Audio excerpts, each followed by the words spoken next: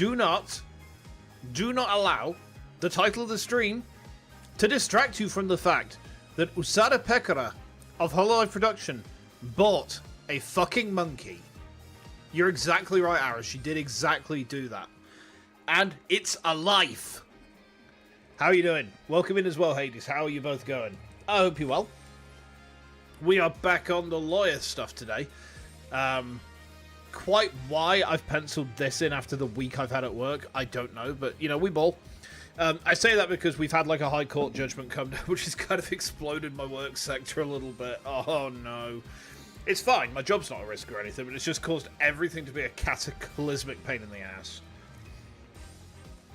You learned that one of your ex-presidents was sentenced to 5 years in jail for corruption. Yeah, he's the one who had the hot wife. Sarkozy. Sarkozy. He's in charge of France. It's Sarkozy. Sarkozy. Sarkozy. He's got a hot wife. He's Sarkozy. Yes. He's not going to be very cozy in jail, though, is he? Ha, ha, ha, ha. Sorry. Is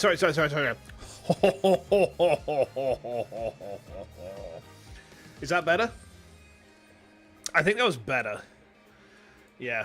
I mean, she was hot, like, back in the early thousands, I guess. I don't know if she still is. But she could be a cataclysmic minger for all I know. I don't really care, if I'm honest. But yeah, hi. Welcome back to Ace Attorney.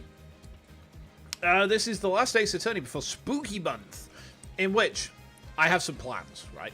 I'll tell you guys about my plans for October, because I have some plans. So, my two big games for October are Fatal Frame 2 PS2 edition and Dead Space 2. And then I'm going to intersperse things with some indie games. But we're going to carry on playing Ace Attorney, because what is more horrifying and terrible and scary than your day job?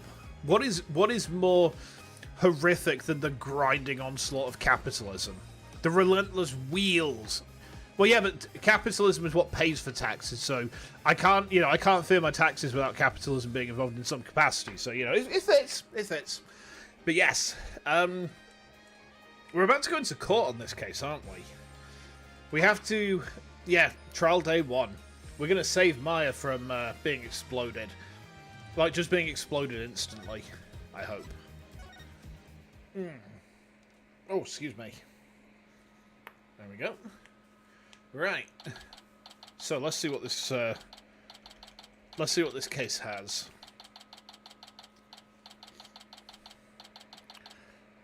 Okay, we're back with the guys with the guns. I wasn't able to find any conclusive evidence yesterday. But if I can figure out Lady Kira's motive for threatening the High Priest, then maybe... Nick, today well... Don't look so down, Maya. I'm going to defend you with everything I've got. You would do well to cease this insanity while you still can. Is this prosecutor anal beads? No, it's her. It's Rifer. As I said yesterday, I'm going to defend my client in court. Well, know this. You shall not witness a miracle of the sort that occurred last time. The moment she is found guilty, you too will be found guilty of abetting the accused. I never claimed to be a miracle maker, but I am good at discovering the truth. And unlike miracles, the truth is always waiting to be found. The truth, you say? Huh. Then it seems you have chosen your fate. This shall be... your very last trial. I don't think it will. Nick? I'm going to prove you innocent, Maya. You'll see. After all, you have to introduce the Plume Punisher, Warrior of Neo Twilight Realm, to the folks back home, right? Right! As soon as weeb shit gets involved, Maya is just like, zoom, she's ready. She's absolutely good to go. I may be a defendant this time. But I'll be by your side like always, Nick. Thanks, Maya. This place is tough on lawyers. I need all the help I can get. Plus, it's always good to have you on the team. Well, it's time. Let's go. Giles theme, play.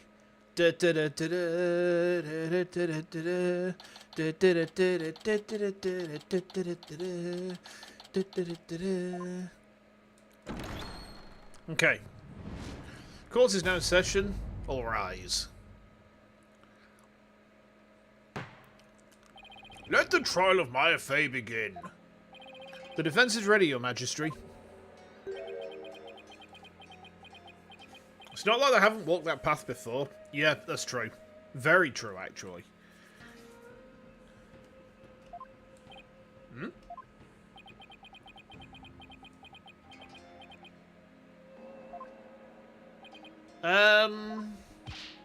Quiet. Can't you see Prosecutor Sadmari is absorbed in silent prayer? Great. The trial's barely starting, the judge is already mad at me. You see him and you're already pissed off. He's kind of a cock-off, isn't he? I don't know if you guys have words like cock-off in France. It's kind of like, how do you describe it? Like, if someone's a cock-off, they're basically like a knob, but like more of a knob than normal. Hmm? Why is the accused standing over there? Oh, well... Your Majesty, in addition to being the accused, she is also my assistant. He's a failure of a character. The accused is your assistant, you say? Very well, then. A criminal does indeed make a fitting partner to a lawyer with a defiled soul. Of the 6 main prosecutors, Nayuta's your least favourite overall. He's just like... I don't know, there's something off about him. I don't like him. That wasn't very nice. Yeah, well, bad-mouthing lawyers seems to be custom sorts here in Kurain. I must say, I'm surprised to see you still here in Kurain, Mr. Wright. And even more so to find you in the Hall of Justice once more. I cannot fathom why you would willingly risk your life in yet another trial. Hey there, Zach, how you doing? I'm doing not too bad. Maya is in a bit of bother, but we'll save her. When you did the prosecutor tier list, you put him in his own tier below F? Damn. What, kind of like... I upset so many people with my Ace Attorney tier list. I can't wait to revisit it after I've finished this game, so I can rate all of the main Ace Attorney games and say, here's my updated trial tier list, and people are still going to be like, hey, why did you put 3-2 into the Turnabout Big Top tier? Yeah, they got so angry at that. And it's like, you know, people saying Turnabout Big Top goes there, and it's like, I thought it was just tradition to like have a tier called that, and the worst case went in there. It's like, what do you mean the worst case is 3-2? It's like, the worst case is 3-2. It's terrible. I would rather you put 2 messages in our Helldivers, trash talking the community. You got 38 options, you're not opening them. They're just going to be calling you a clanker, like just like, oh, look at this automaton coming in here chatting shite. I says we're gonna clank him out. We is. Oh ah. The answer is simple, Your Majesty. I'm a lawyer, and this is what lawyers do. Although, to be frank, I'd rather be anywhere but here right now.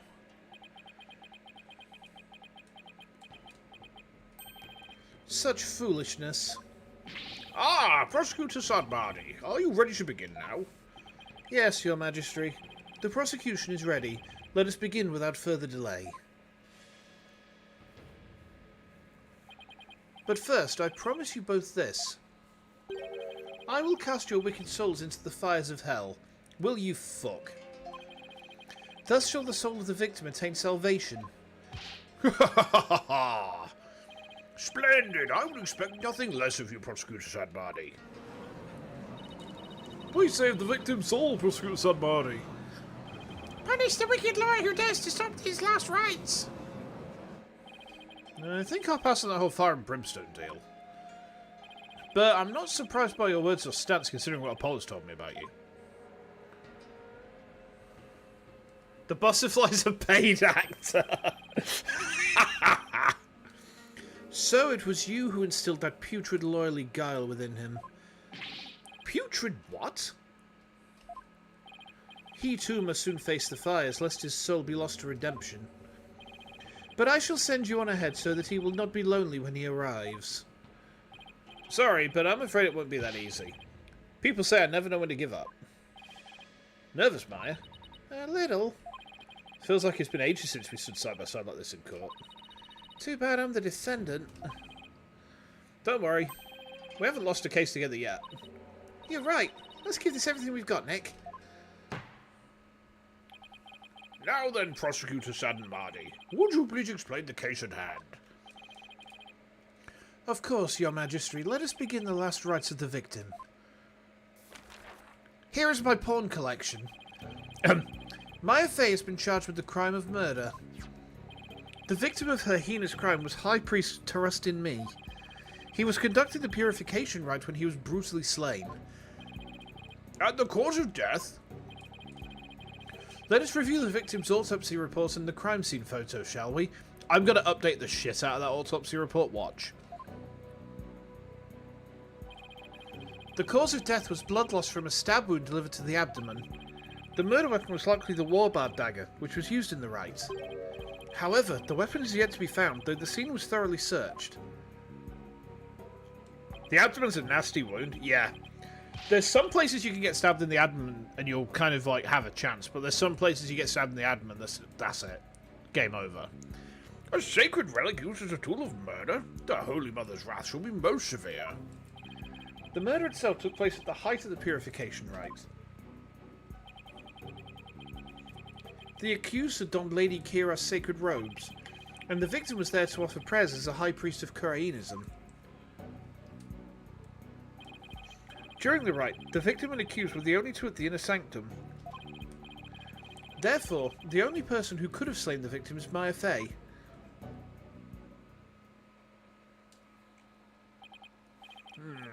I must say, that does cast a great deal of suspicion on the accused. Indeed. Now then, allow me to submit this diagram of the crime scene as evidence in this case. Okay. This is going to be relevant later. In Kurainism, slaying a priest is a sin most grave and dreadful. Let's have a look at this real quick, right? So, you got the statue, you got 3 lanterns, and you got a broken lantern. Now, this is going to be relevant, I think. The fact it's broken is relevant, you know? Like the stomach you survived for a while, it's like pretty much done. Yeah. Yeah, it's not good. Not good. And then, I mean, there's other places that you can get like sliced, and it's just like, no, that's you done. You know. Not good. Not good. Okay. As such, my soul shall be plunged into the lowest level of hell, the hell of tickling. Excuse me. Another Von Karma situation, yeah. There, she shall be tickled without end for 500 million years. That is a terrible fate indeed. Would the defense care to respond? Here I thought the lowest level of hell was the hell of back pain. I don't remember killing anyone. I don't have that dagger or anything like it. As my client stated, she has no memory of the event as described by the prosecution. But more importantly, she had no motive to kill the High Priest in the first place.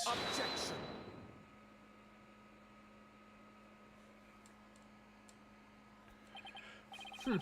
I thought you might say that. Priest slaying is generally frowned upon. Actually, priest slaying is pragmatic and a good thing. Because the thing is, if you don't deal with the priest really quick, they walk up to your guys and they say, "Whoa," and suddenly your guys are now the wrong, like, side. And then the priest's just like, "Whoa," and you leave even more guys. "Whoa." Those are monks? Are you sure they're monks? Hold on. Hang on. I'm sure they're called priests. Hang on. Age of Empires 1. Priest? Yeah, they're called priests. I've just looked it up. They're priests. AoE 1, yeah. That's where the Whirler comes from. Whirler is AoE 1. AoE 2, I think AoE 2 was definitely monks, but like the Whirler. Ah, okay. No, it's just because Whirler is like very much an AoE 1 thing. No, AoE 2, yeah, I see what you're getting at there. Yeah. Nevertheless, the meaningless prattle of lawyers is utterly ineffectual here in the Hall of Justice.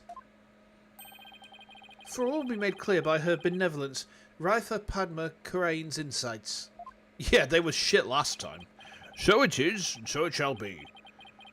The divination sound reveals the truth for all to see. So it is, and so it shall be. Oh no, I've heard those words before. What was, shall be, and what shall be, was. Or no, what shall be is. The worm loves us all. We're suddenly trapped inside Stellaris and we've heard the signal from the black hole. Meanwhile, Empire Earth prophets do a little jiggle at their hips and now a volcano spawns in your city. Yeah. Do you know what that spell is called? Do you know what that spell is called, Ara? That spell is called Shakira, Shakira. Oh, walking on your hips so I'm starting to feel you, babe.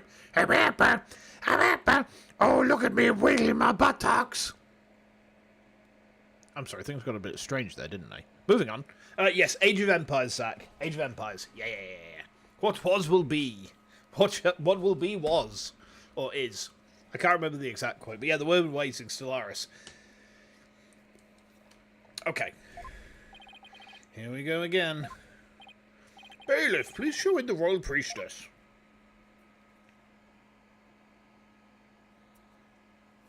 Oh, great. It's this brat. It's Princess Rifa. Oh, how beautiful her benevolence looks again today. Glory to the Holy Mother for this blessed day. As popular as ever, I see. Rest assured, good people of Karain, I will defeat this murderer and her abettor.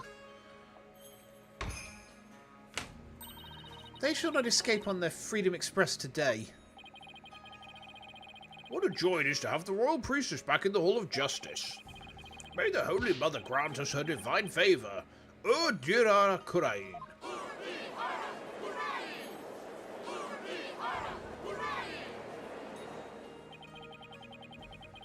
She sure looks pleased with herself. Especially for someone who didn't know what a Freedom Express was until yesterday. Is there something stuck to my face, barbed head? Yeah, there's paint. No, nothing, your benevolence. Now then, your benevolence, the divination seance, if you please. Very well. Nina, my robe.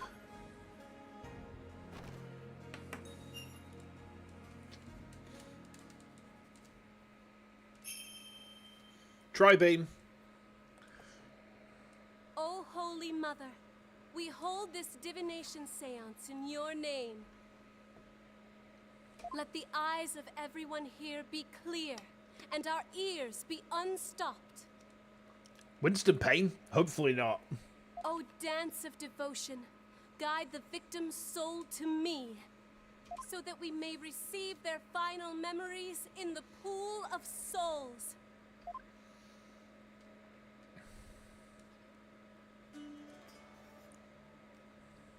Wait, was Winston Payne actually like there? I missed that.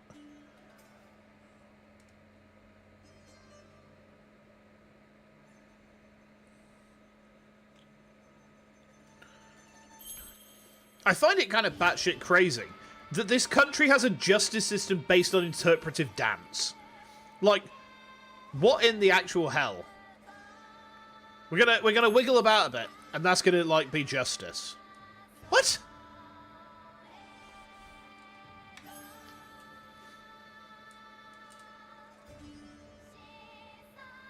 I just said I had pain on me. Pain? Pan? Bread? Bread with chocolate in it. Yummy. Yummy. Or maybe raisins. I don't mind pan or raisin, actually.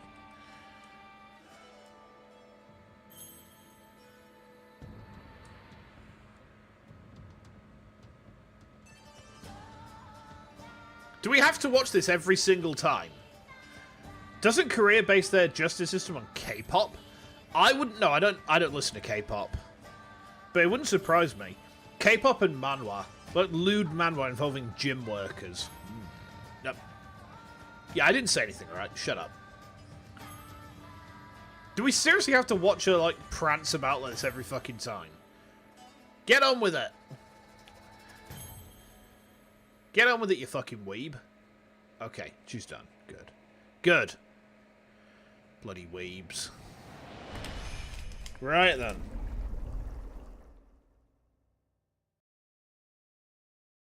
Oh, excuse me. Okay.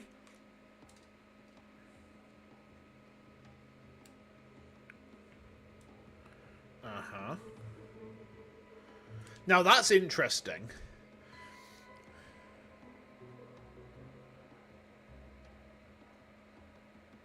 So we can't see Maya at all. Let's see me summon the spirits of the dead faster. Wind. Okay. Footsteps. Incense. Pain.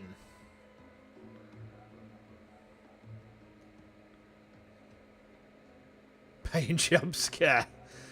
Oh, we read that already, didn't we? It's all good, it's all good. Then again, let's not. I don't know, we could summon the spirits of the dead. It'll be kind of fun, you know. Be an unholy inversion of hope, twisting the faith of the meek into hate, driven insane by the Dark One, to bring forth the foul biddings he speaks. And then the undead are among us, and towards dawn they shrink back to their silken beds. They drink by night and dance around the blood of a child's broken neck. Among us, yeah, they're very sus. The victim's Mitama has spoken. The divination seance is complete. Great, another clearly incriminating seance vision.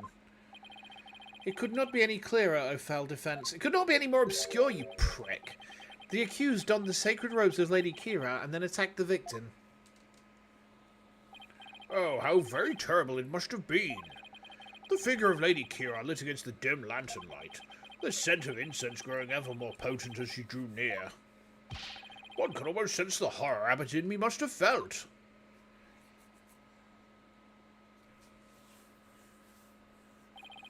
The facts as presented by her benevolence are indisputable. Watch me dispute them, prick. But that wasn't me. Do something, Nick. I'm working on it. That couldn't have been any clearer. Looks like I'm in for another uphill battle.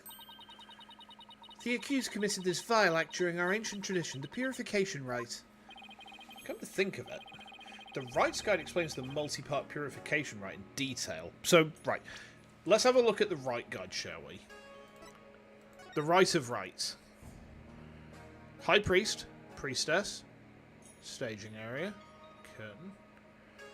Okay. The high priest reads scripture, while a priestess dons the robes of Lady Kira, which have been purified with incense. Okay, you gotta go eating. Enjoy your din-dins. Based on the last few games, we either need to take money photos of the ghosts or avoid acid baths. Why don't we put the ghosts into the acid bath and then take the money shots? Like, it's gonna be kind of fucked up, but I think we'll make bank off of it. You know, there is an audience for this. A very fucked up audience, but, you know, in these trying times, we get our source of income from wherever we can, right? Next is the Rite of Water, in which the priestess enters the spring dressed as Lady Kira, and the high priest purifies both Lady Kira and her dagger. The ceremony ends with the Rite of Fire, in which the priestess circles the sacred flames to purify her soul. The two then devote themselves to prayer until the rite comes to a close 2 years later at noontime. Okay.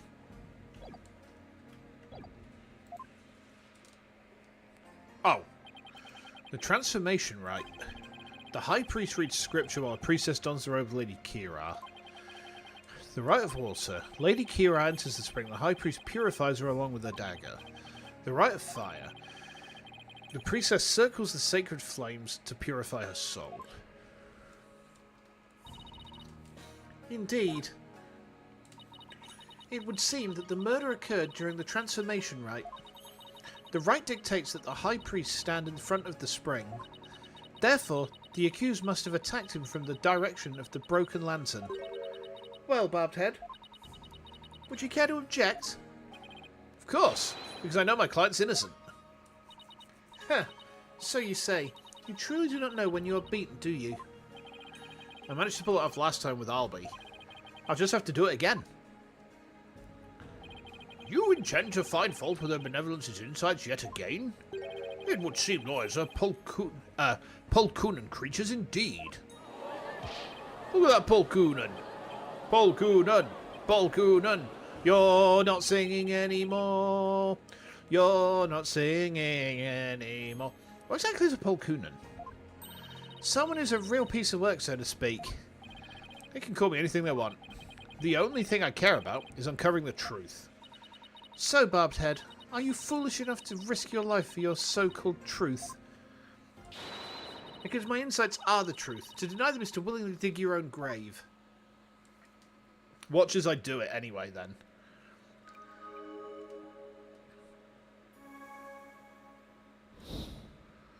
Okay. The victim commenced the purification rite by bowing to the lanterns and reading a sutra.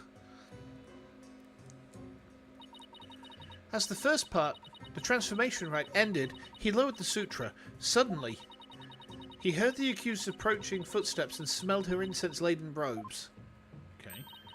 It was then that the victim felt an intense pain. I believe this is when he was stabbed. As his life's blood spilled over, his vision dimmed, till finally he passed from our world. In a world of magic and science fiction, Edgeworth just thinks logically. Yeah, Edgeworth is just like, tap, tap, tap. You know, tap, tap, tap on the side of the nose, and he's just like, oh, you silly buggers, I just think about things very hard. And sometimes I play chess with my brain. Edge is a very grounded man. He really is. He's grounded in salary reviews. That is everything the victim experienced in his final moments. Okay.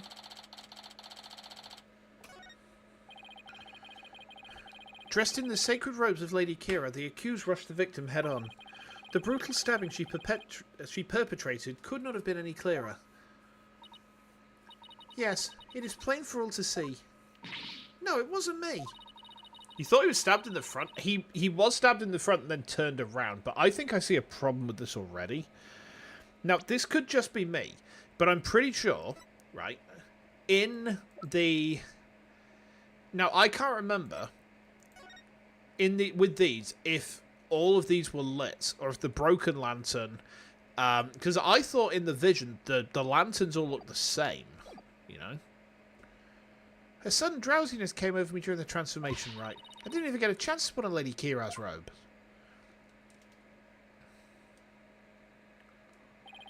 You waste our time with such meaningless statements, accused.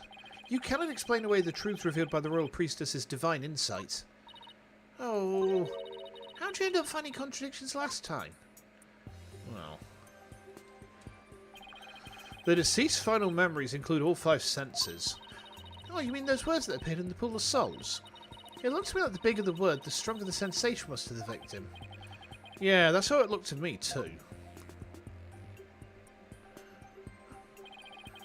The sensations themselves are never wrong, only their interpretations. That's why I tried to point out mistakes in Rifer's insights last time. So there could be contradictions between what Abbott and me felt in the insights, huh? You got it. And I'm going to find them this time, too. Should I check out how to point out contradictions in Rifer's insights? No, we've done this! Why are you trying to give me a tutorial on something you taught me 2 cases ago? Give over. Nah, I remember how it works. Still, the sensations this time seem to fluctuate more than one from Albie's trial. In which case, I'd better keep an eye on changes in their intensity, too. Okay. Okay, time to point out the sensations that contradict the insights. Okay. Let's save there. Because, like, I remember last time I did not like this mechanic very much. Okay. The victim commenced the purification rite by bowing to the lanterns and reading a sutra. Okay.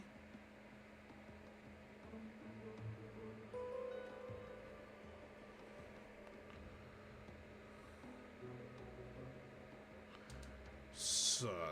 Could have been weeks since I last played. Wind. Footsteps, incense, getting closer. Pain.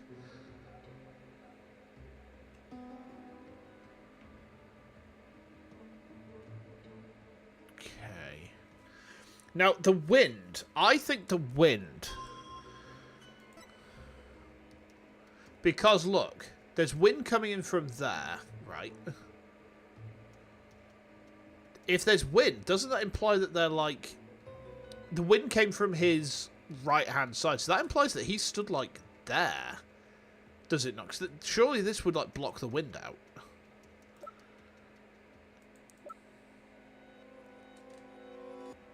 The entrance was shut during the rite. Oh, okay, so like that's not relevant then. Okay, fair enough.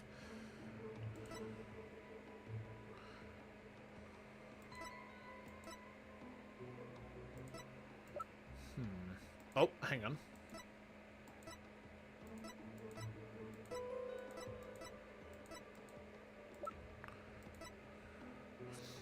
A lantern with a broken wind guard.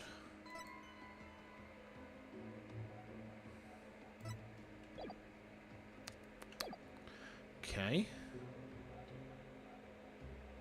So he bows to the lanterns. He reads his sutra, right? All looks as we'd expect for the moment.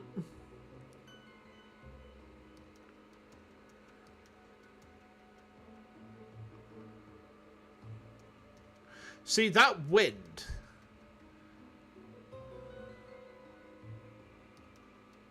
That wind feels wrong.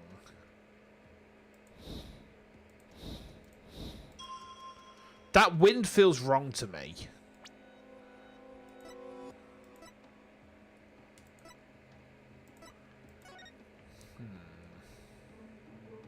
Like, why would there be wind coming from here?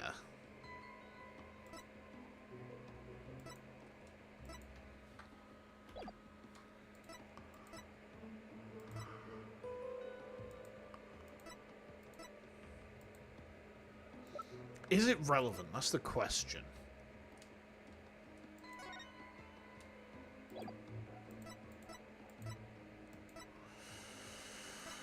I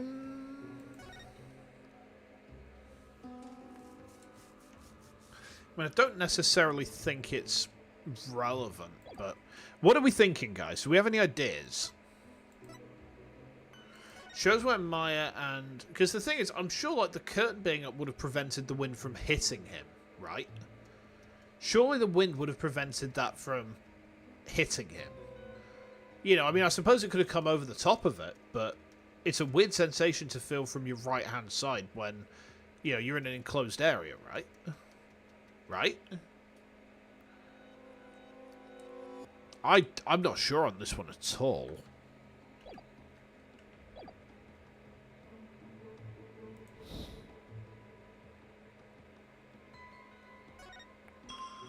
So footsteps, incense. The footsteps don't get louder, which is a bit strange. The footsteps are not getting louder.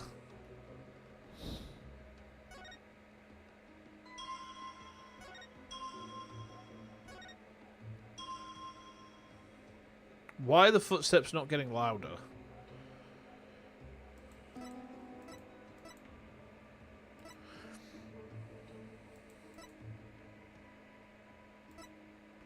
He heard the accused's approaching footsteps and smelled incense-laden robes. I think this is relevant. Because the approaching footsteps don't get louder, and they said specifically before about the intensity. And the intensity of the footsteps does not change, whereas the intensity of the incense does. You'd expect those two to go up in correlation to each other, surely. Let's try that, shall we? Because I'm kind of out of other ideas, right?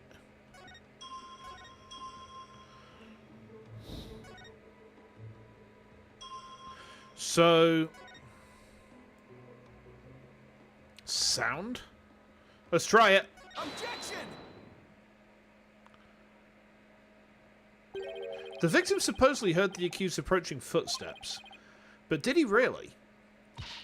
What nonsense is this? Is it not abundantly clear? No, it's not. Because there is something strange about those footsteps. Strange? Explain yourself, barbed head. I got it right! Yes! Nice. The footsteps are strange because they don't get louder. They're not getting any louder. And why exactly does that matter? Please focus your attention on the incense the victim smelled. The scent grows stronger as the accused approaches. If the accused really had approached the victim, the sound of her footsteps would have grown louder as the scent of incense grew stronger. Ah! Get fucked, asshole. Why, that makes perfect sense. How could this be explained, your benevolence? Was he the one walking? No, she, it's the... Unless he was the one walking, actually. That could be right, Zach. That could be right. Well, there must be a reason. Objection! It is as they say. Even a putrid worm of a lawyer will turn. What does that even mean? He's not exactly singing your praises, that's for sure. Still, we cannot discount this information solely on account of its loyally source. Your benevolence, Perhaps you must listen more carefully to the abbot's mitama. Listen more carefully? What's he talking about? Yes, it would appear so.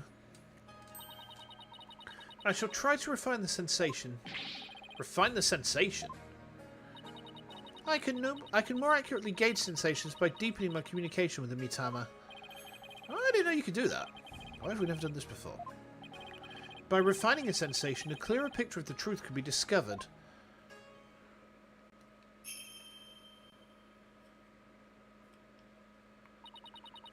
Oh, blessed mitama, I beseech you, hear me now and respond to my call. We're going to have to watch her do, like, the prancy shit again. No? Okay, good. Bells. Okay. Bells.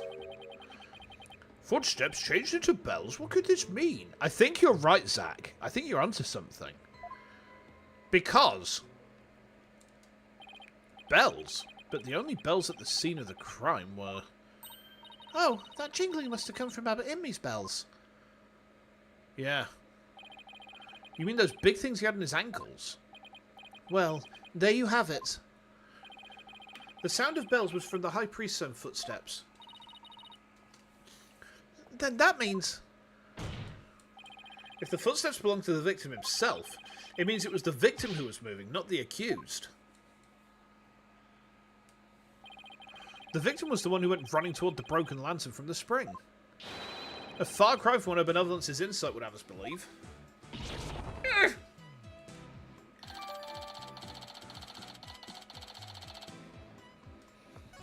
But why would the victim have approached the accused? Maybe he was trying to defend himself. Please explain. He could have felt threatened by Lady Kira standing there with a dagger. If so, he might have thought to overpower her before she attacked.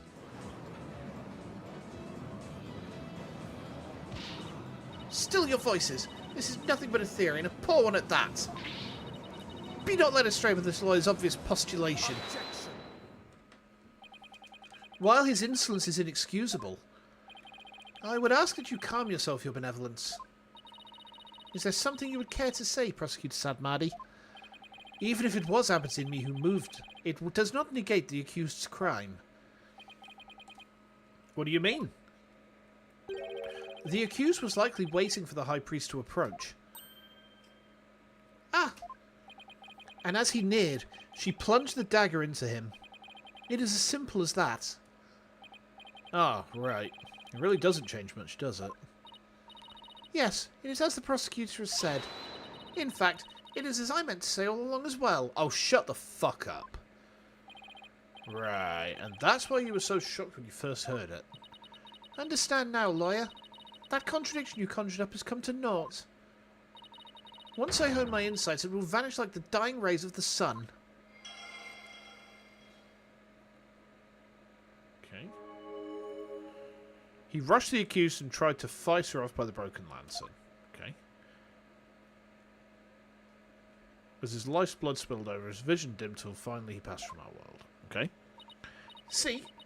The fact that it was Abbot Inmi who moved changes nothing. Sorry, give me a second, guys. I'm just going to stretch out a minute. Oh, I'm really sore today.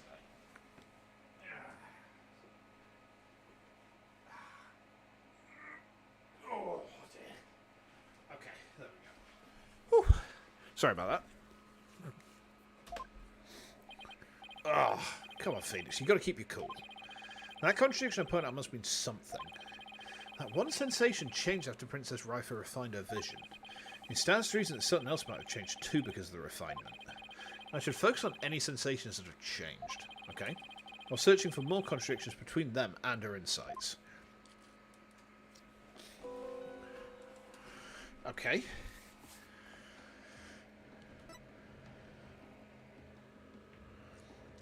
This makes sense.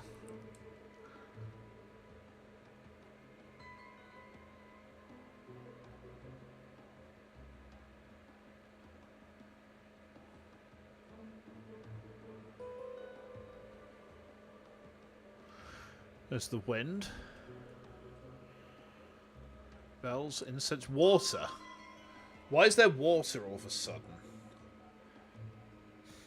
A crazy guy running at you might be grounds for defense or manslaughter. Maybe, yeah.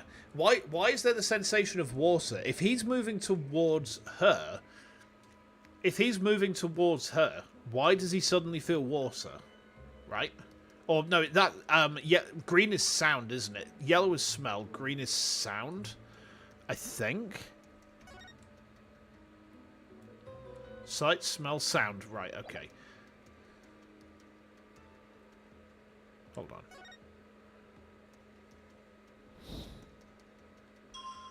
Right, I think the water is relevant here. Moist. What a lovely word. Moist. Moist. That clicky T at the end of it. Moist. Lovely. Absolutely lovely. Okay. Let's try it, shall we? So, looking at this, he has gone into the water, he's heard the water. But why would he hear the let's look at this a second. So, it's the diagram, isn't it? It's this. So he's here. He's gone towards her. But then if he's gone towards her, why would he hear water? He's going in the opposite direction. There's no change in the spring. Surely. Surely. Sorry, I had to let out a ripper then. I'm going to try it. I'm not confident this is right. But we have saved, so we can always scum it if we need to. Objection! The water was a trap. The water was a trap. I thought that was a bit too good to be true. Okay. I'm reloading that because, like, I thought that was a trap, you know? So, let's...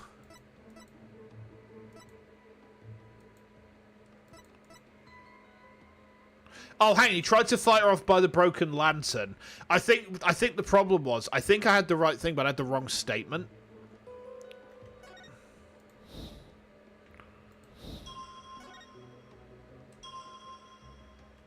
I'm going to try that. I think I had the wrong statement highlighted. If that's the case, then I think this might work. Let's save again, though, because I'm still not 100% on this one.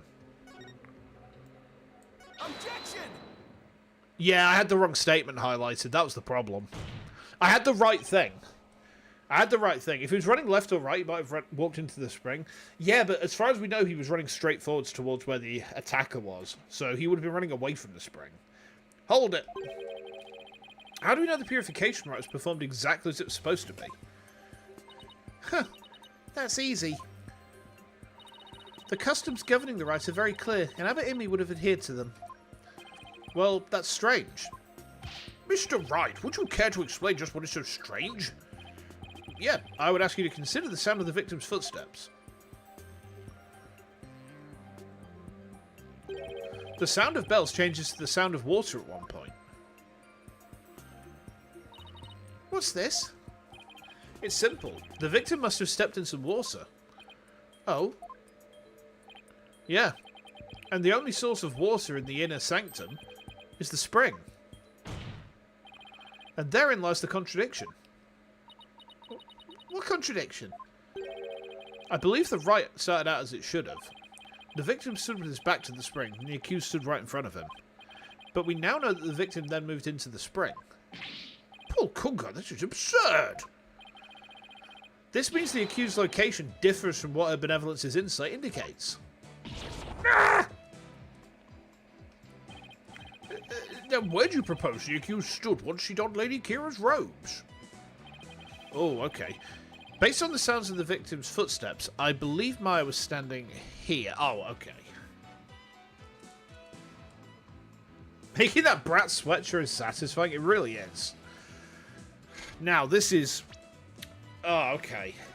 This is where shit gets difficult for me because brain. We'll work this out. Don't worry, guys. We'll work this out. So, where was Maya based on the victim's footsteps? So... Where was Maya based on the victim's footsteps?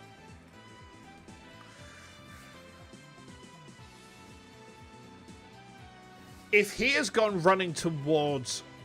If he has come running towards her, and then the sound of bells changes to the sound of water, Maya would have been standing here.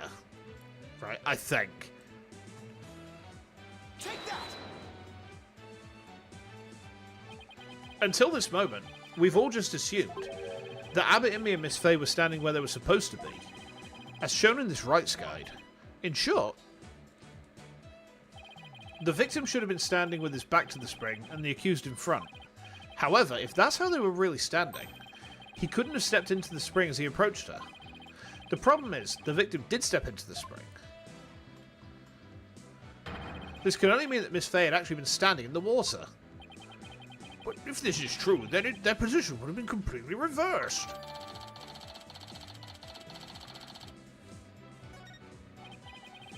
What is going on here, Miss Faye? Were you really standing in the spring? I'm sorry, but I barely remember anything about the rite. The High Priest would never make such an obvious blunder during a rite. What on earth? Is that even possible? Oh. Be that as it may, this does not overturn my insights. It doesn't. Let us say that the accused was standing in the spring. So what? So what? This completely reverses their positions is what?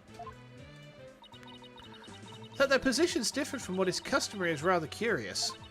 However, what does that change? It certainly does not erase the accused's brutal crime.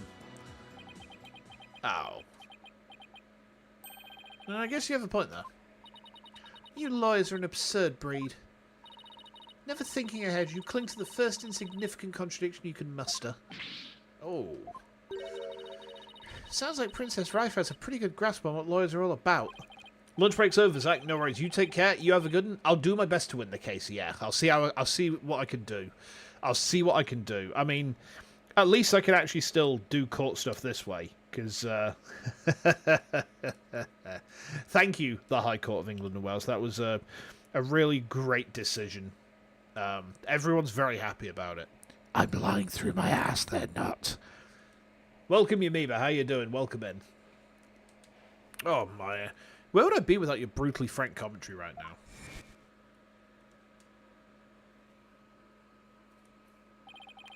Is this contradiction really meaningless? But something really doesn't feel right. Did I take a wrong turn somewhere?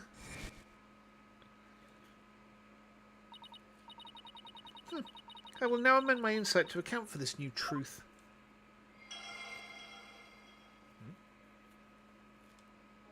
Okay. Okay. 1 minute. Sorry, so it's... Give me a second, guys.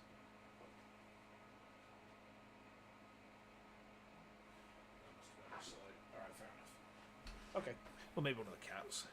Who knows? Okay, so he rushed the accused and he tried to fight her off by the poolside lantern. Okay. Now the contradiction is no more. But the truth of the matter still stands, no matter how stubbornly you deny it. What do you have to say for yourself now, Mr. Wright? Ugh. Nick! Your Majesty, this lawyer may have raised a trivial objection, but her benevolence's insights have no further inadequacies of any kind. Yes, so it would seem. Wait a second, but there is another contradiction.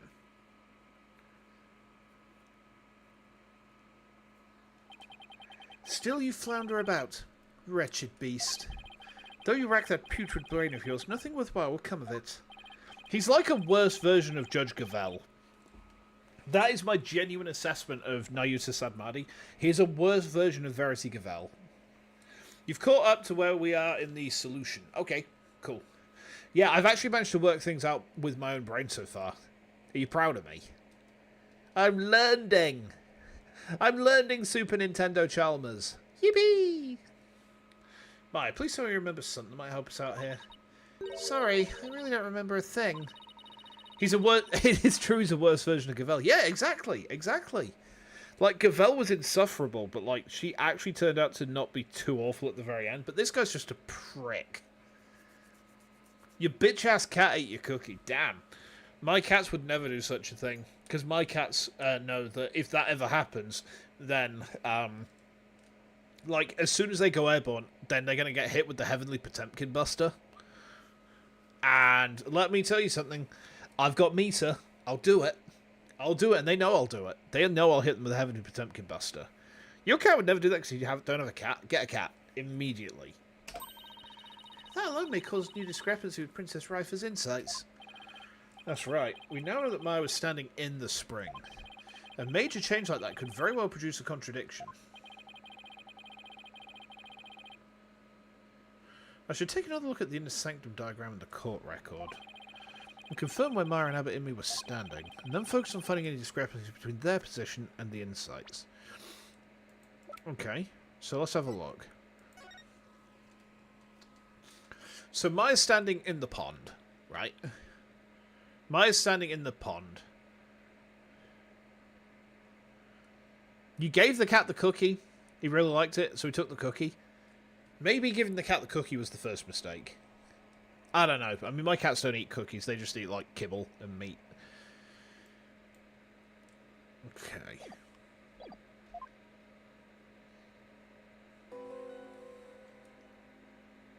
Okay. Okay, that one's working.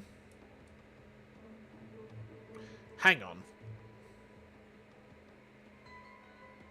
Where's the wind gone? Oh, wait, hang on.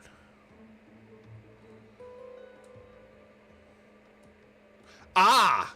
They've changed positions. They've changed positions, look. Let's go back a minute, right? Look at this. Wind, right? Now. No.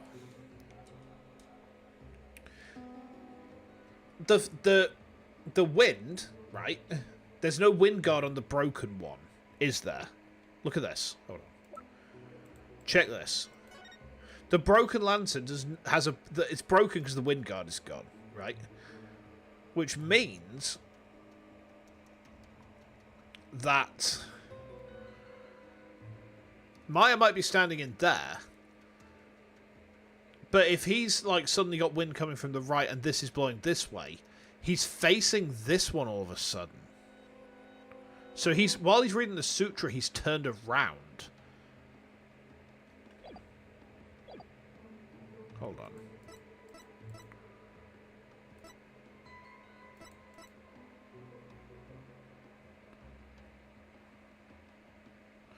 I feel like, Aaron, what do we reckon? Is this looks like the contradiction to me. Is the wind and the Springside lantern. Because let's pull up the picture of it again, shall we? Now, do we point to the lantern or the wind? I think it's the lantern. Because the lantern blowing in the wind is the problem. The wind is consistent. The wind's always been there. But the lantern... I'm going to try this first. Say Scum Kyo, say go. Yippee!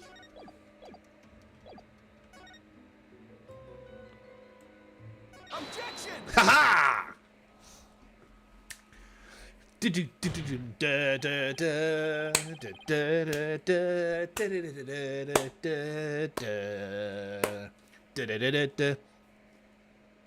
Your benevolence. Ow.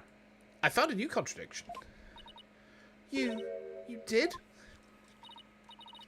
Huh. No doubt it is but another of your vile attempts to slander my insights. Nope. Take a good look at what the victim saw. It just might change your mind. The lantern flame behind the accused was flickering. There is nothing unusual about that, especially as the wind had stirred. No, that's where you're wrong. If the accused had been standing in the spring,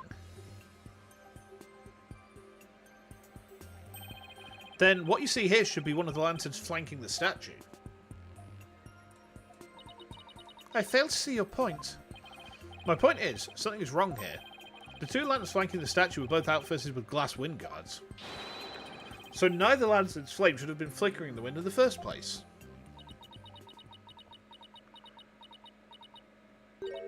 Huh. She seems pretty tickled, Nick. I don't remember saying anything funny. I fail to see what you wish to prove here, but very well. I shall refine the vision and reveal the truth for all to see. You didn't roll a Rick Astley? No, you didn't. I, however, Rick-rolled all of Vexpo. That was fun. Oh, by the way, if you go onto the BBC's YouTube, I am now on the British Broadcasting Company's YouTube with my giant banana. I'm famous, Mum. Thankfully, my face didn't appear in it, but, like, it's definitely me with the ridiculously huge inflatable banana. Oh, blessed me, Tama, I beseech you, fix your sight upon the lantern there. What main thing you know is don't feed dogs with grapes? The grapes of woof. Okay. Huh? That lantern doesn't have a wind guard on it. And rightly so. For the wind guard was removed to reveal the sacred flame within for the rite of fire. Therefore, there is nothing odd about the flame flickering. Say what? You can see the banana! Yeah! It's huge. Do you see how big it is? Do you see what I mean when I say the thing is massive? Like, I'm not joking, it's incredibly unwieldy. Imagine, like, lugging that around for 3 solid days. It's alright for the first couple of days, but, like, at the end of the third day, it's like, holy shit, I'm exhausted now. For fuck's sake, it's all you can see. Yeah. It's massive, though, isn't it? Like, genuinely, the thing is, to give you some idea of the specifications of my banana, right? The mounting pole is 250 centimeters long, so it's about 8.5. You have a crowd of people and a giant bright yellow banana standing out. Yeah, the banana itself is 160 centimeters long. It's probably about 40 centimeters like wide, and then the pole is 250 centimeters, so it's about 8.5 to 9 foot. It's very big. Sorry, give me a second. What the hell was that?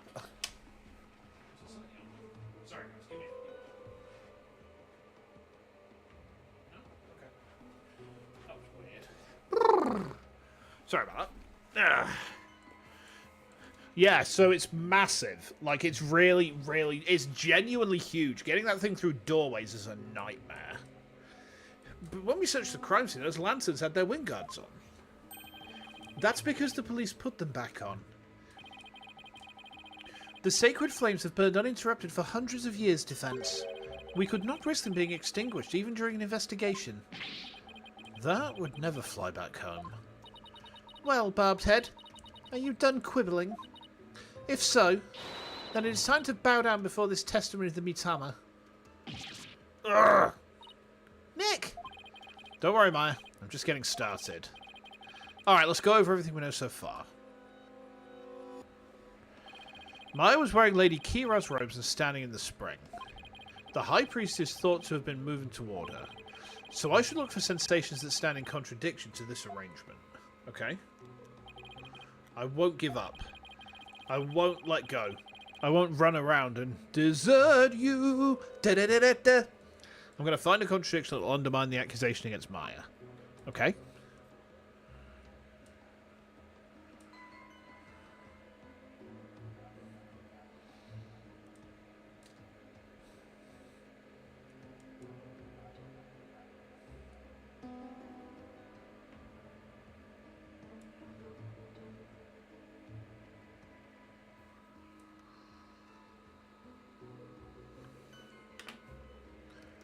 Ah! I see it. Right, look at this. Look at this. See this on the right? See this on the right? Look. This is intact.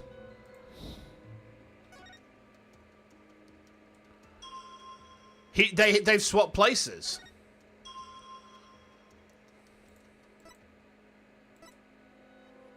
The Springside Lantern. I think it's this. Because the fucking lanterns have changed. Ara, am I there with this? Because look, that against...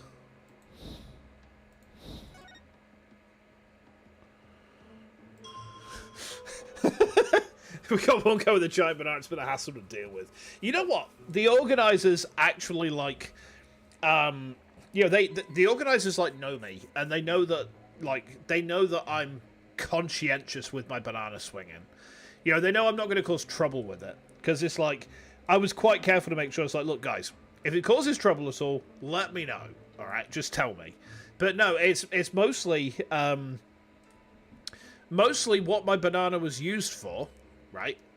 Mostly what my banana came in useful for was so that Mayoshi knew exactly where her fans were at any one time and she could make herself scarce from that place. I wish I was joking about that, but no. She genuinely tracked our position with the banana again for the second year running. So, I think, right, he rushed the accused and tried to fight her off by the Springside Lantern. Now, so where am I? There, I see the bright yellow beacon. Yeah, Gondor calls for aid, and Delia shall flee.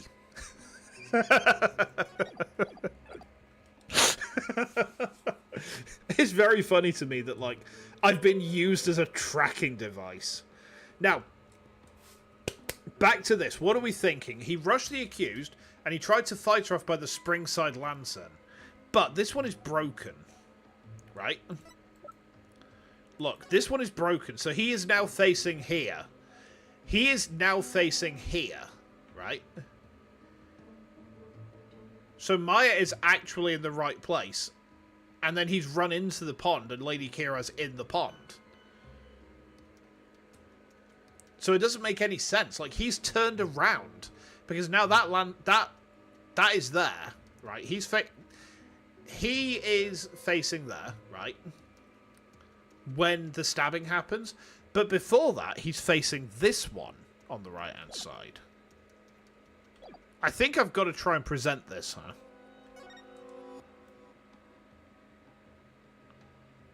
Is it this? Now, is it this one? That's the question. I've saved, so I can just, like, scum it if I need to, but... I'm going to try this. Objection! Hey! I got it. Excellent. What could this possibly mean? That lantern clearly contradicts the insight. But this contradiction will overturn the entire case I've been building. Are you all right, Mr. Wright? 1 minute you shout out, and the next you fall silent. Perhaps it is like the bellow of one who is barreling down a hill with no way of stopping. My banana's hollow? Yes, it's inflatable. It's an inflatable banana. So, like, if you slap someone with it, it doesn't do real damage. I did actually clip they with it accidentally. I was trying to swing for the wizard, I think, or someone like that, and I accidentally smacked Vey around the back with it. So it doesn't hurt to hit someone with it. Like, as long as you don't get them with the metal bit, it's fine. But like, the actual banana itself is just purely inflatable, you know. So it doesn't do any sort of damage. I mean, it's not inflatable anymore because it's fucking dead. But that's kind of by the by, I suppose, huh? Is that not right, Prosecutor Sadmardi?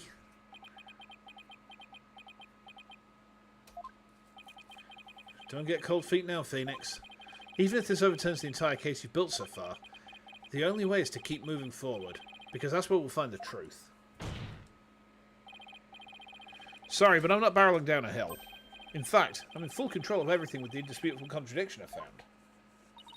Is that so? The lantern behind the accused clearly, no, blatantly contradicts your insight. Does it now? One of the lanterns on the entrance side of the inner sanctum was broken.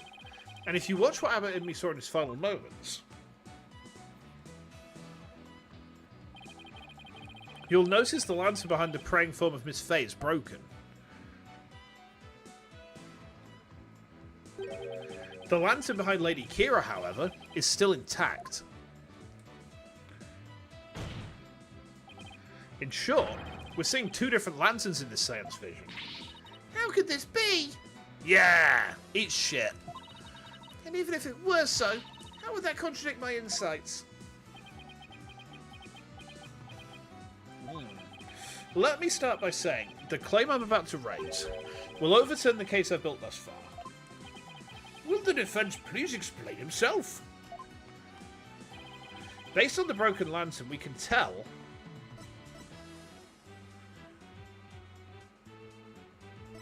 Oh, now. The lantern positions? Yeah, I think both of these are true.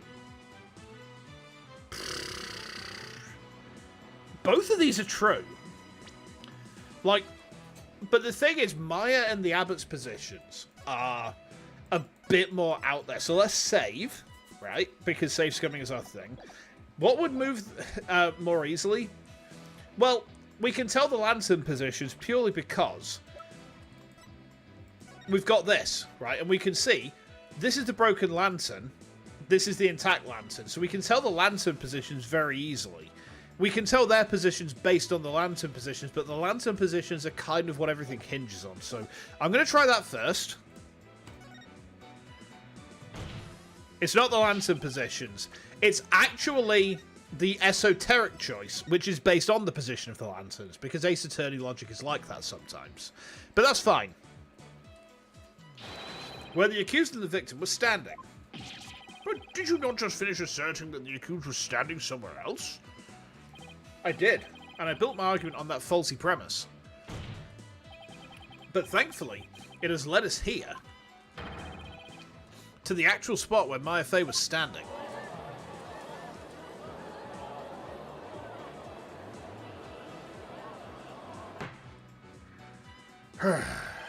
I must say, if the defense keeps changing its assertions in such a capricious manner, its credibility may come into question.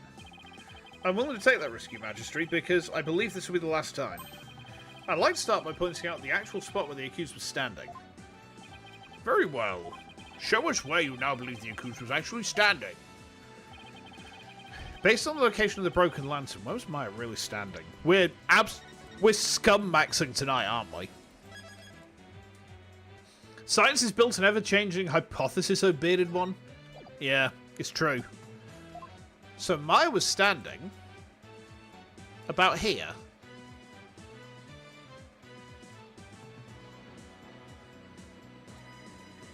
Take that! I wasn't thinking straight before, but now it's all falling into place. We know the victim had stepped into the spring. That means Maya Fey had to have been standing in the water as he approached. However, his memory, which has only now become clear, reveals that Miss Fey was standing by the side of the broken lantern. In other words, she was standing where she was supposed to be according to the custom. Does that not bring us back to the very beginning? No. This is where things take a different turn, and I mean that literally. The victim had to have been moving towards the spring. That means that while he was moving, he had his back turned towards the accused. What's this? Do you mean to say the victim turned around during the rite? But such an image appears nowhere in the seance vision. Actually, it does appear. It's just that no one noticed until now. No one noticed? How could no one have noticed something so big? Turn around!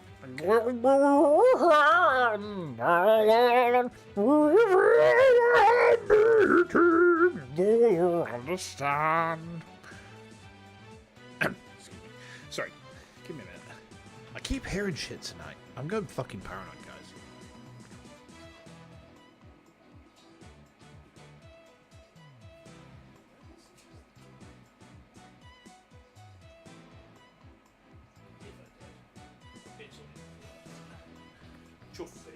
Chuffy now.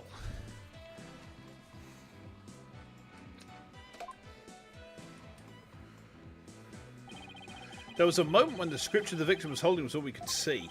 Thanks to that, none of us could tell that he was in fact turning around in that moment. Objection.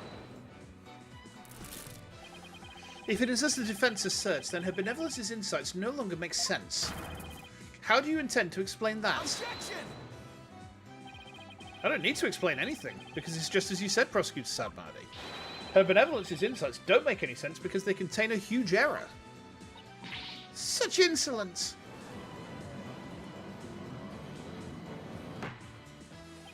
A huge error, you say? Do explain. We've just fucking proven it like 3 times, you daft bastard! The huge error is the number of people there. Like, how many times are we gonna have to explain? Some weird fucking shit do be going on. Oh my god.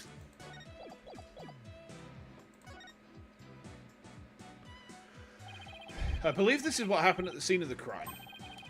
The victim was reading a sutra when suddenly he sensed someone behind him. He immediately looked back to see someone dressed as Lady Kira standing there. Wishing to see who it was, he approached the robed figure. That's when he was stabbed. This cannot be. Oh, but it can, and it is. The insight stating the accused stabbed the victim is wrong. And that is the real truth lying behind this testimony of the dead. Poor.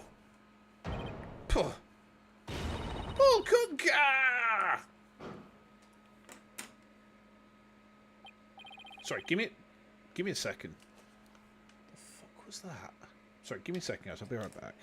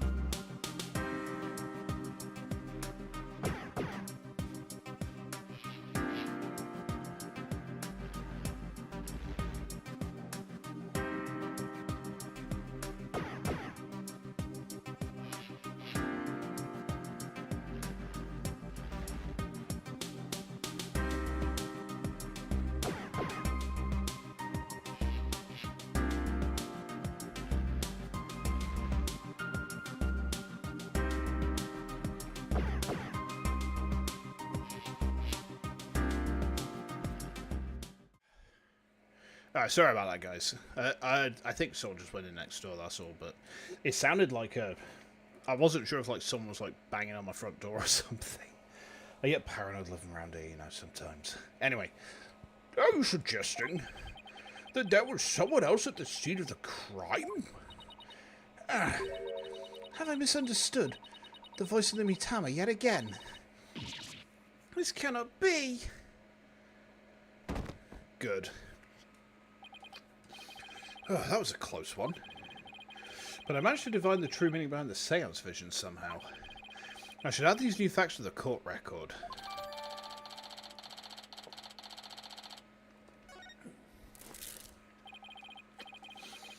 Your benevolence, please allow me to take it from here.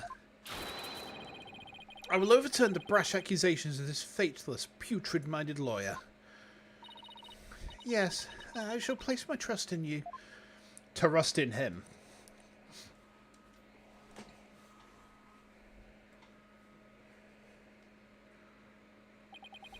Are you sure about this, Prosecutor Sadmadi? My work as an international prosecutor has taken me to courtrooms around the world.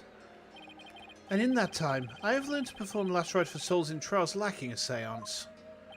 Yes, of course. Forgive my ludicrous inquiry. Moreover, I have with me a forensic investigator from overseas.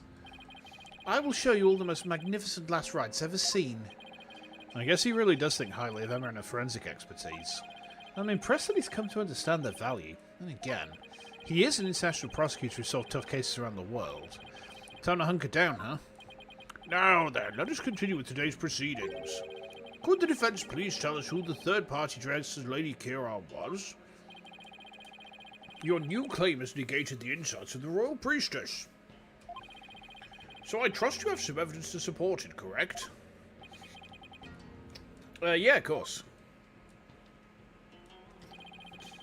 This third party must have really wanted to kill the High Priest. The more you see me play this game, the more issues you see about it. Really?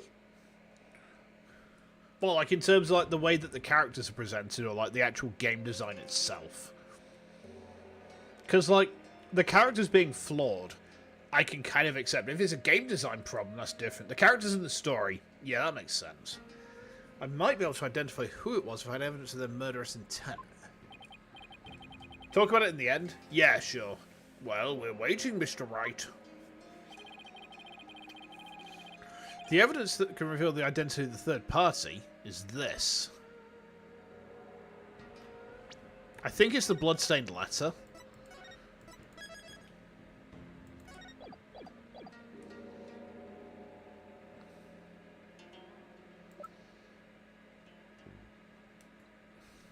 Is the envelope Lady Kira's warning? Oh, hang on. Or the letter. Which one? Because the thing is, that would have gone with the letter, I think. Right?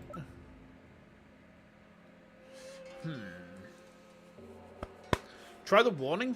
The letter's unrelated. We'll try the warning then. Take that! 3 days before the purification rite, the victim received a warning letter from an unidentified individual. He did? Whoever sent it clearly meant to threaten the High Priest. The letter said, "Do not perform the rite." But the rite went on as scheduled, and I believe that is why the High Priest was murdered. Who do you suppose sent that letter? A person with something to hide. The rebel hunter disguised as Lady Kira herself. You sent the warning you've already played so you knew what would happen? Ah, okay. Understood. Peace! I don't understand. I had heard that Lady Kira that has been in the news lately only hunted rebels. If so, why would she have killed the High Priest? Excellent question. Maybe it would help to think of it this way. What if the High Priest had secretly been a rebel? That's horrible. The High Priest? He couldn't possibly have been a rebel. The High Priest, a devout follower of Kurainism, a rebel? Do you even comprehend the blasphemy of which you speak? Well, do you? I too found it hard to believe at first. But as I continue my investigation, it started to become more and more plausible. Objection. The third party was the rebel-hunting Lady Kira, and the High Priest was a rebel? Your mockery of Kurainism. No. Of the kingdom of Kurain itself knows no bounds. Oops. That shameless Paul Kunkin lawyer. He's making a mockery of our religion.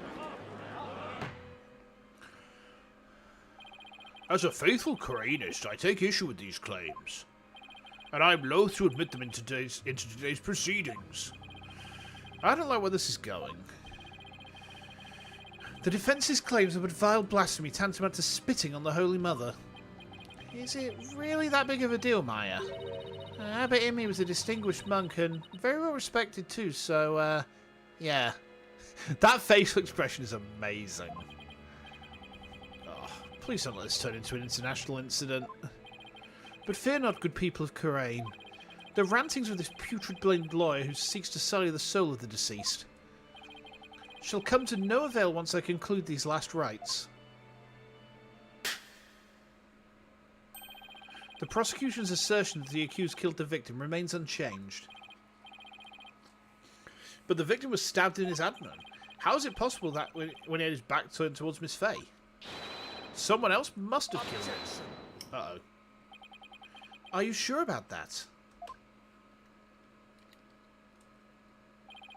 You may have invalidated the seance, but do not let it go to your putrid head. The karmic flow of this trial is, as yet, still in my hands. How can you be so confident? Something has occurred to me, you see. And your allegations of a third party are but a deluded fantasy, and I shall prove that by calling a new witness to the stand. An eyewitness who will deliver a definitive answer that will dispel the defence's doubts. An eyewitness. Very well. Let us call this eyewitness to the stand. Excuse me.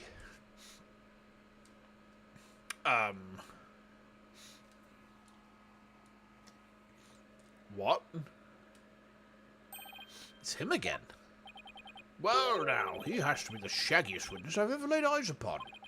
Please state your name and occupation. Oh, you know, that's also, whatchamacallit. Yeah.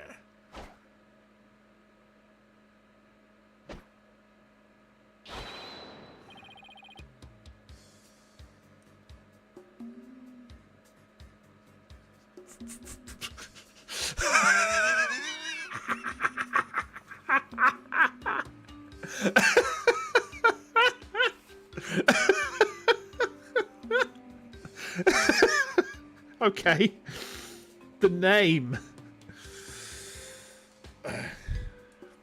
Anonymous TBD. At least that's what they've been calling me. Second best name reaction after Dead Man. Oh, nothing is ever going to top Dead Man. Like, he came into the series to do exactly what he was born to do. Like, do you think Dead Man might be Jesus? Because he was born purely to die. Oh my god. Catholicism was wrong. TBD hasn't to be determined. Can't you just tell us your real name? The witness has suffered a blow to the head, rendering him amnesiac. Therefore... The Ace Attorney iceberg goes deeper. Yeah. I named him Anonymous TBD in my report, but he thinks TBD is part of his name. Objection!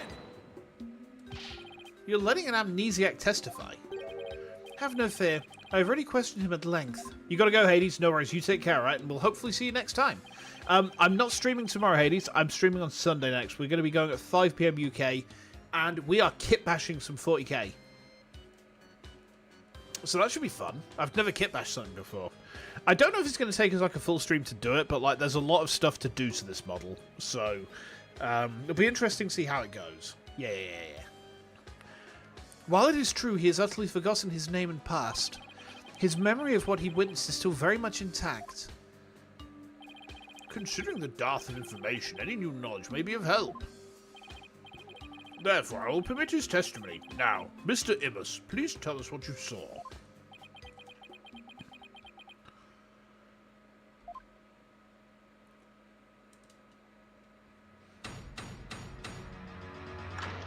Okay.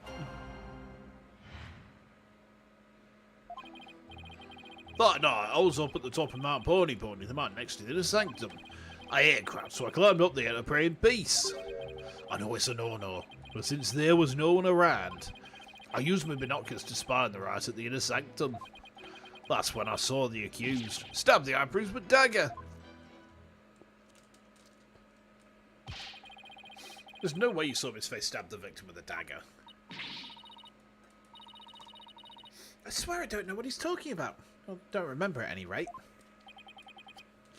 Mount Pony, the beautiful mountain that is also known as the Little Sanctum. They must be talking about that smaller mountain from the poster. Mr. Imus, I was wondering. What can I do you for? The inner sanctum lies at a high elevation where clouds and fog can obscure the view. Are you sure you were able to see what happened from the mountaintop next to it? Good point. His Majesty raises an excellent question. Well, Mr. Imus, on the day of the riot, there wasn't a cloud in the sky.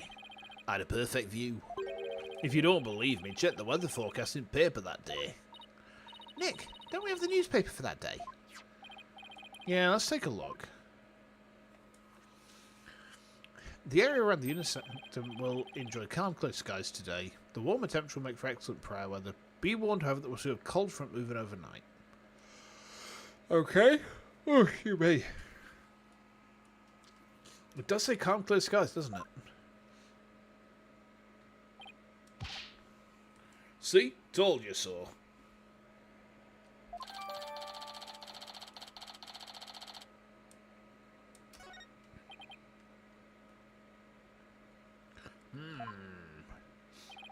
Well, it would appear the witness has offered testimony worth hearing. Mr. Imus, I too have a question for you. Didn't you already question the witness? Well, that's what I'm here for, right? Shoot. How was the accused holding the dagger? Was she holding it underhanded, its blade protruding from the bottom of her hand? Yep, I believe she was. It's called a reverse grip. Ah, I thought as much. Hold it! Hold it right there. What bearing does that have on this case?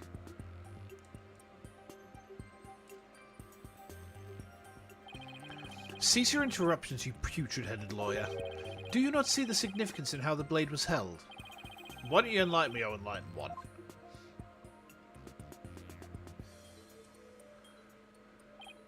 Heh, I knew you were a fool. I can already picture you in your next life.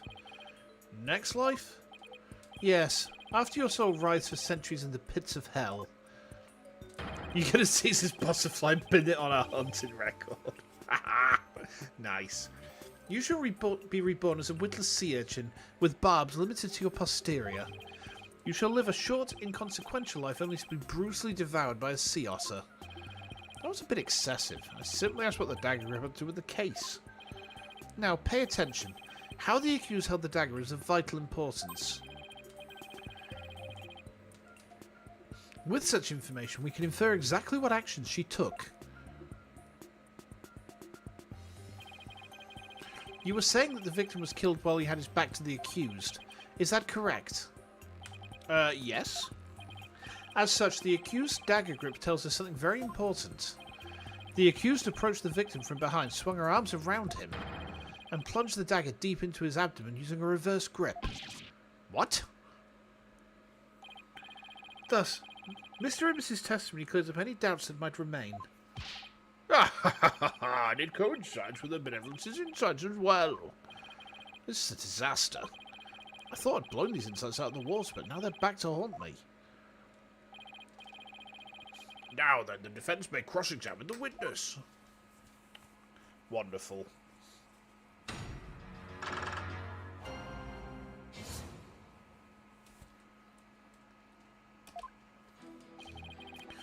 Okay. Makes sense. Okay.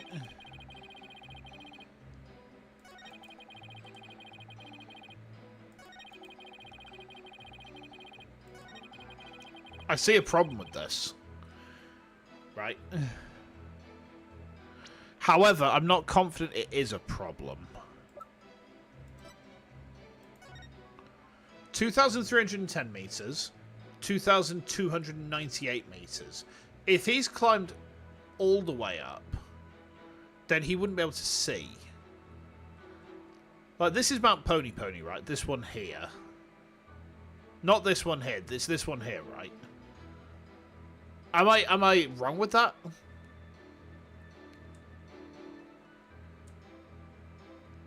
No, I think this is Mount Pony, isn't it? I mean, there's another issue I can see. What's the evidence? A curtain around the perimeter of the sanctum, isolating it from the outside world. The entrance was shut during the rite. So I don't think he could have seen in. I think he's lying. I'm on the right track? Okay.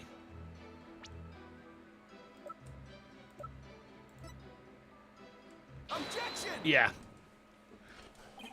Your Majesty, I had my doubts about this bushy-bearded witness, but now I know we can't trust him. What? You're just judging me solely on my bodacious beard, are you? Not at all, Mr. Imbus. It's much more than your sketchy appearance. It's your sketchy testimony. His testimony, you say? Yeah, recall how the inner sanctum was that day. Specifically, that it was completely enclosed by the ritual curtain. Why, yes, I believe you're right. The curtain would have completely blocked the witness's view from Mount Pony. Therefore, he couldn't possibly have seen the murder happen. Hooah! Mr. Imbus, have you been knowingly making false statements to this court?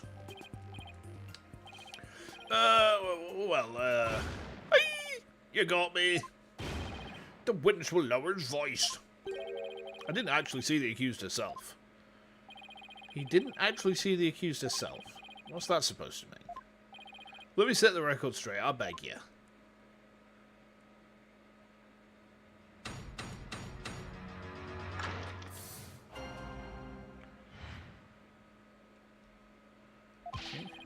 I saw their shadowy silhouettes projected against the ritual curtain. The figures were created by the light of the full moon on that clear and still night.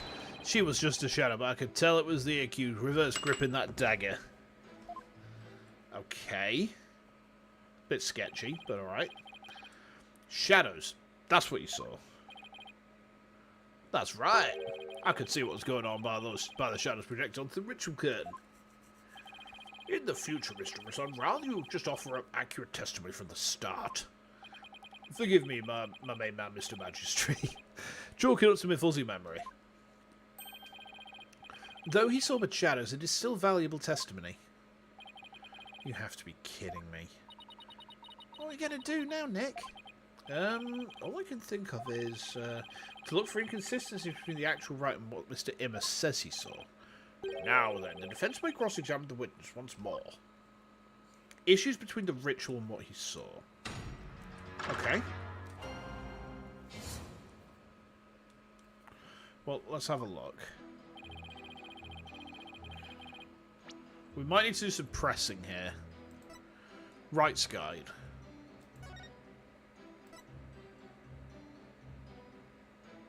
Okay. How could he have seen their shadows cast by the moon if the moon is directly over the summit? Oh, wait, no, the moon is directly over the summit of Mount Pony Pony. Would that change it? But if he's over Mount Pony Pony, how would he be able to see their shadows cast on the thing? Surely he'd be on the other side of it. The guy's Larry tier? If he's on Mount Pony Pony, hold on. So, Mount Pony Pony is... Let's pull up the thing again, shall we? So the thing is over there. He's over here, right? Oh, no, I think it's this one. So let's assume he's on this one, right? And the moon is directly over the summit here. How's he going to be able to see their shadows here? I think I'm probably overthinking that.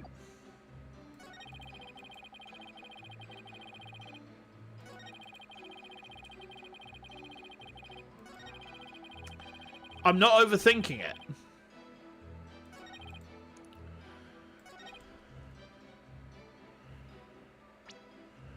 Okay.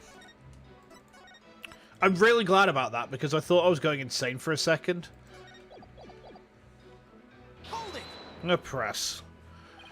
You claim to have seen shadowy figures that project onto the ritual curtain, but did you really see them, Mr. Amos? Of course I did. The bright moonlight projected them onto that curtain, clear as day. It was like watching a scene out of a horror movie from the front row seat on Mount Pony Pony. I guess the moon does shine a bit brighter when you're way up there. Maya, do you recall how bright the moon was that night? I remember there weren't any clouds, and the moon was definitely out. I don't remember if it could cast any shadows. Okay, thanks.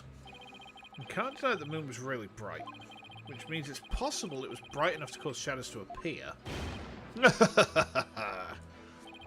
I remember it just like it happened.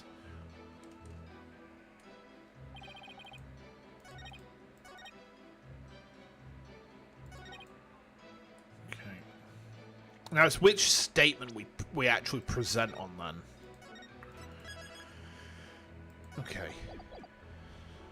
I'm going to try this one.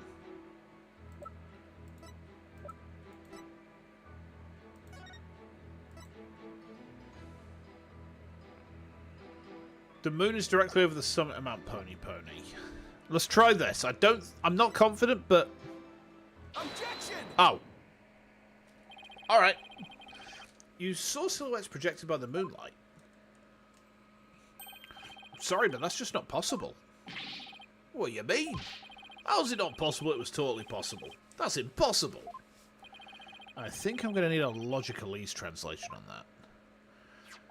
Let's take a look at this rights guide, shall we, Mr. Amos? The right is held when the moon is directly over the summit of Mount Pony Pony. Do. So if the moon was shining from the west, any shadows would have been cast eastward.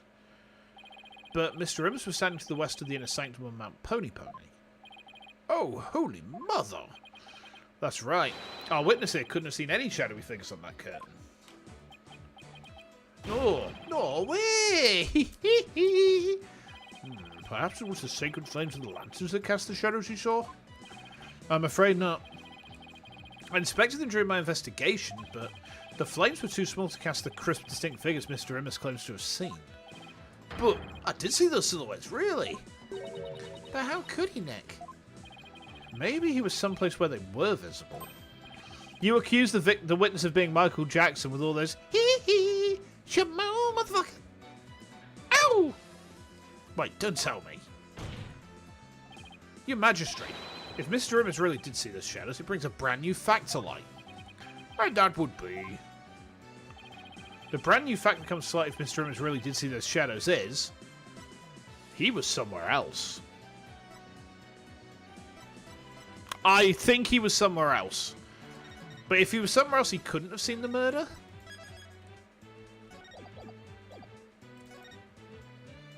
Yes. He wasn't where he claimed to be at the time of the murder.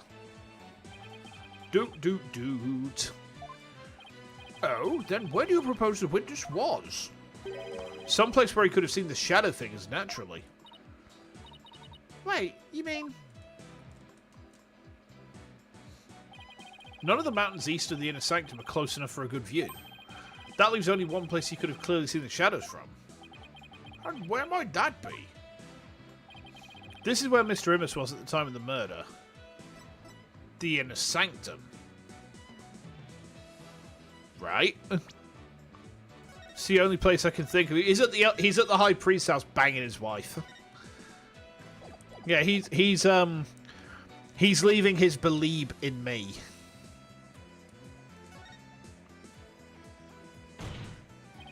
Mr. Immus was at the Inner Sanctum, just outside the curtain on the east side. Ow! That's the only place from which he could have seen the shadowy figures. Hoo-ha! Really? Wow, I didn't even think of that. But wasn't the Inner Sanctum off limits to all but the victim and the accused? And the third party who was there, you mean? I get the feeling that's a subject Prosecutor Sadmadi would rather not touch right now.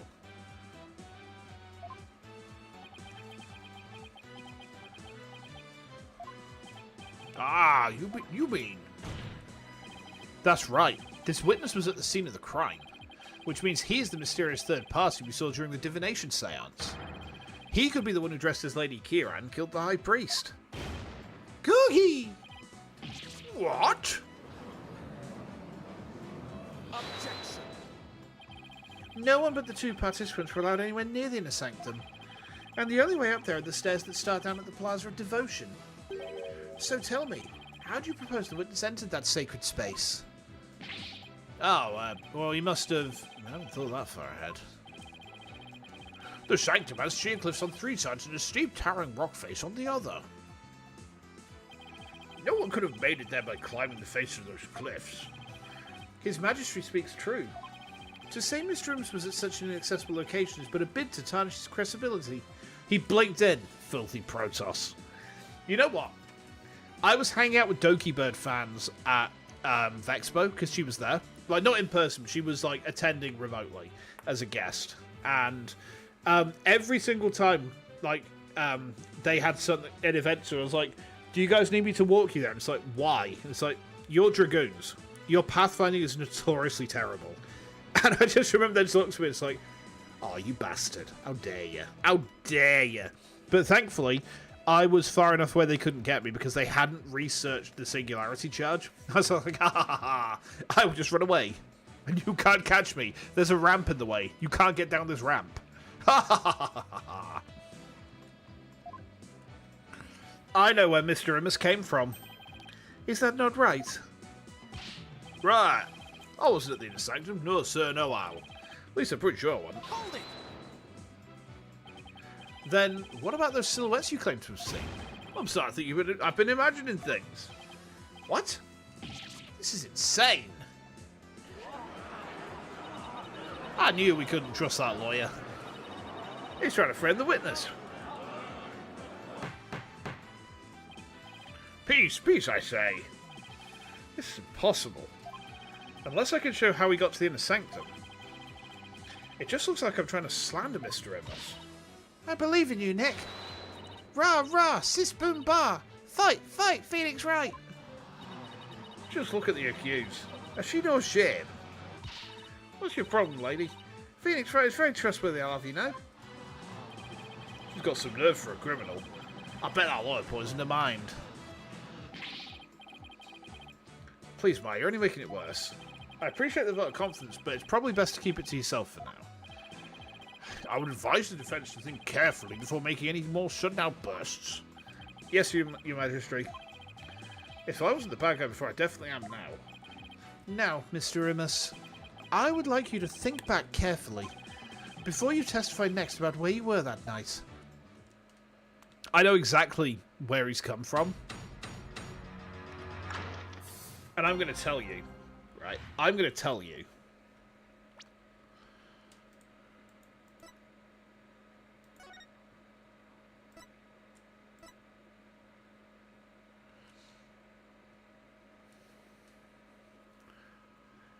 Executing two Japanophobia citizens would constitute a diplomatic incident, especially if one's a lawyer doing his job. How do I respond to that considering the current political climate of America without getting banned from Twitch? Anyway, moving on. Police are asking the Kingdom's subjects to be on the lookout for a male insurgent who escaped from Royal Penitentiary number 4 yesterday. Now, forgive me if I'm wrong, but is Royal Penitentiary number 4 not up at the top of the mountain? I'm starting to wonder if this guy might be this guy. Like, I'm wondering if, like, hang on. Hold on. Has he got...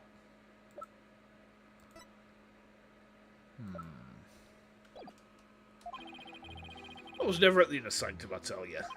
That much, I'm sure, even with the fuzzy memory. Besides, it would have been impossible to get there in the first place. Boy, you lawyers sure are scary. It's not impossible to get there in the first place. I've got this one nailed down already. I guess it might have been impossible for him to get to the Inner Sanctum like he claims, but... Now, will you desist in trying to frame this innocent witness? No. Yeah, I'd like to see you explain how he got up there. Mr. Wright, is it not time to end these cross-examinations?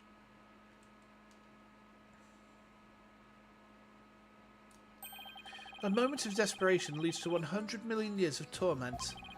It means that for each moment a sinner spent struggling to deny their sins, 100 million years of torment are added to their time in hell. Koreanism is the strictest religion ever. And just so you know, you've already accrued 200 million extra years. Plus the 5 they started with, that's 700 million years of torment.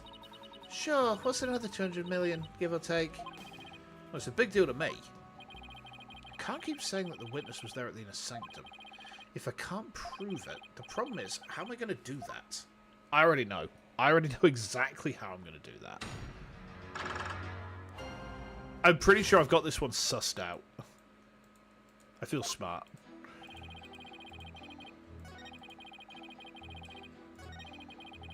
Would have been impossible to get there in the first place.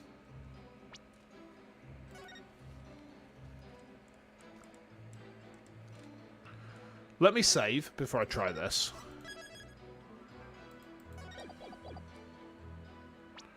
Present the newspaper. Because that says, male insurgent who escaped from Royal Penitentiary number 4. Now, remind me, but Royal Penitentiary number 4 is up here, isn't it? It's above the ritual square, isn't it? It's like further up the mountain. Do I have anything that kind of confirms that?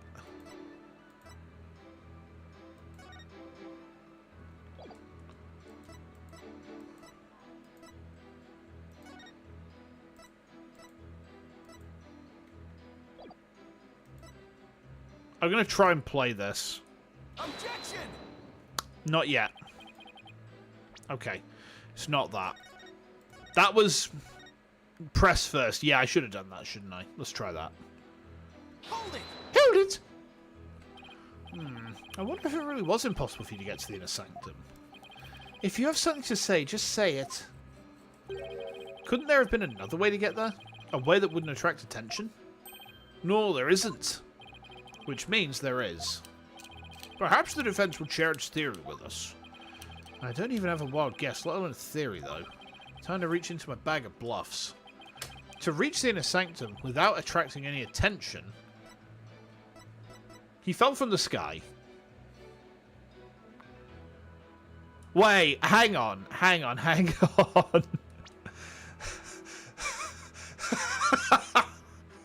It's a fucking parachute.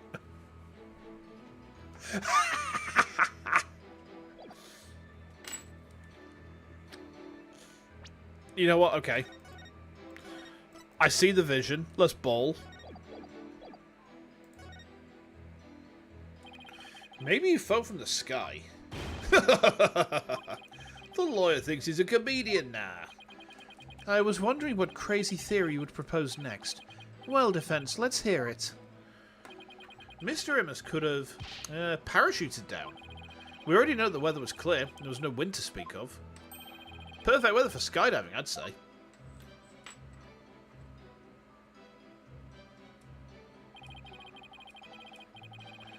Now that you've been backed into a corner, your delusions grow ever more delusional. The inner sanctum is on a tiny ledge upon a sheer cliff over 2,000 meters tall. One misstep and a skydiver would soon find themselves in the Twilight Realm. Yeah, I don't care how still the wind was. Even I couldn't have made that jump. Wait, what's this building on top of the Sacred Mountain?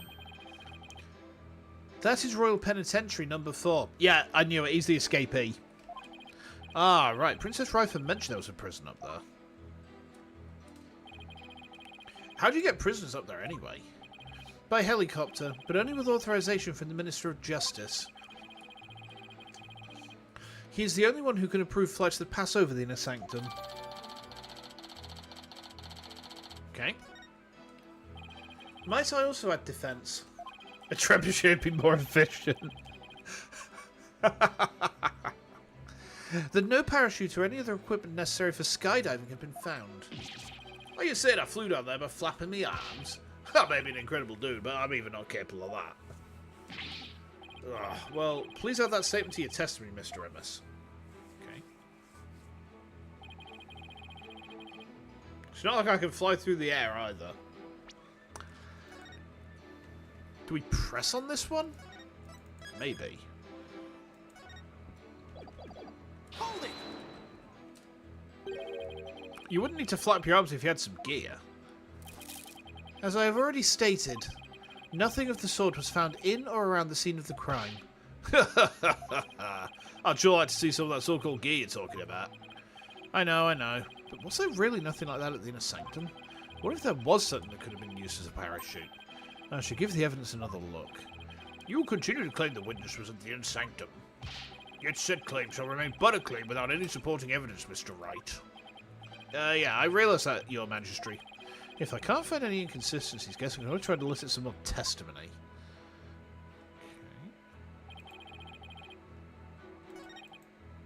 I'm going to try and present this. Objection! Eat shit. Mr. Imus is right. He couldn't have skydived down there without any gear. Well, now, finally come around, have you? Now you see that I couldn't have possibly been there at the inner sanctum. Right. If you didn't have any gear, that is. What on earth are you talking about? That overreaction is a dead giveaway I'm on the right track. Take a look at this piece of evidence. Those are prayer flags, are they not? Yeah, but they've been sewn together to create one big banner. A banner that could also function like a parachute. Paul Kunka. The people of Korean are so used to seeing prayer flags that the police didn't even think twice about these flags during their investigation. No, this cannot be. The witness landed at the inner sanctum by using these prayer flags as a parachute. Is that not right, Mr. Imus?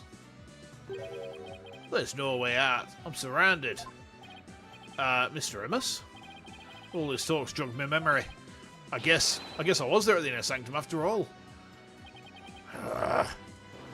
Uh-oh.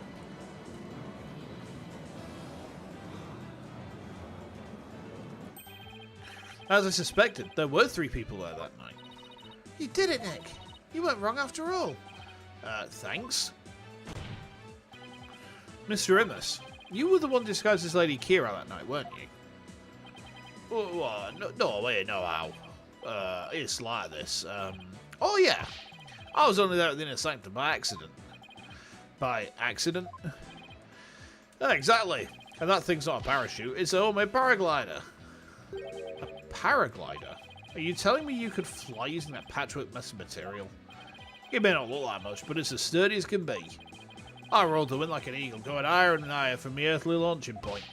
But then something happened that forced me to land at the Inner Sanctum. So you just happened to land there? You expect me to believe that? Now, please calm yourself, Mr. Wright.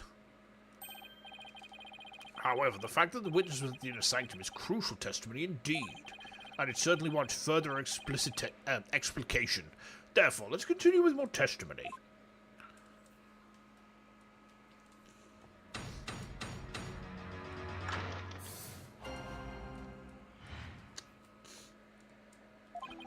That evening, I was enjoying a trek through the night sky with my homemade paraglider.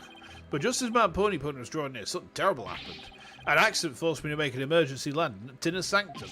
As I landed, a bang my head caused me to lose my memory. So you see, I ended up at the Inner Sanctum purely by accident. So how do you remember what you saw if you lost your memory, you daft bastard? Mr. Immus, you failed to mention any of this during your pre-trial questioning. Can't be helped, I mean, I'm just remembering it now. Continue such slipshod testimony, and you'll be cast into the hell of hangnails, where you shall have hangnails grown and ripped out for 800 million years. Hoo-ha! I think I'll pass on that. Looks like that court prosecutor Sad Marty off guard. This is my chance to rip his case to shreds. Okay.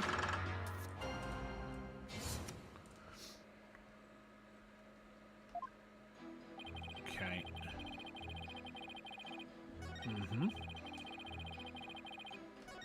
An accident? What accident? Hold it! What exactly was this accident you had? Good question. No, what was it again? Wind? Oh yeah, it was the wind. And not just any wind, but a sudden gale force wind made me lose control. The wind was strong enough to make you lose control. Yeah, got that right. Okay then, please add that to your testimony. That's not... Gale force winds come out of nowhere, so I made an emergency landing at the Sanctum.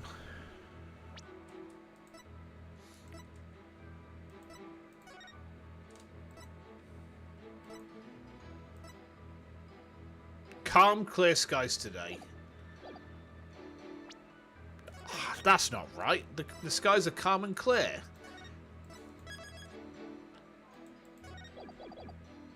Ah, no, I ain't having that. Objection! Yeah, that was easy. We have a saying in my country, Mr. Immus. From one lie sprouts another. What's that supposed to mean? It means someone caught lying will lie again in an attempt to conceal their first lie. In other words, this current testimony is just a blatant lie you're trying to cover your tracks. What'd you just say?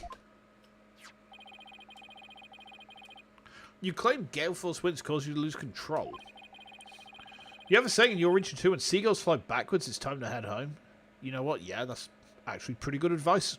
You know, I don't have anything to add to that. That's just solid advice. You know, if the wind's strong enough to put seagulls back, it's like, no, stay inside. Have a cup of tea. This newspaper has the weather report for the day of the murder. It says, the area around the Inner Sanctum will enjoy calm, clear skies today. Paul Gunker! Why, I do believe it does say that. From one lie sprouts to another. That makes sense, but is it really a saying back home? I've never heard of it. Yeah, I kind of made that one up. For real? Your Majesty, the witness's testimony contains another flaw, one that's even more fatal to his cause. More fatal, you say? The defence will explain himself at once. Mr. Immus claims he was flying up around the Inner Sanctum with his paraglider, but it would have been impossible to get all the way up there without any wind. Why, yes, I believe you're right. We know the witness was at the Inner Sanctum, so... Mr. Immus, how did you get there and from where?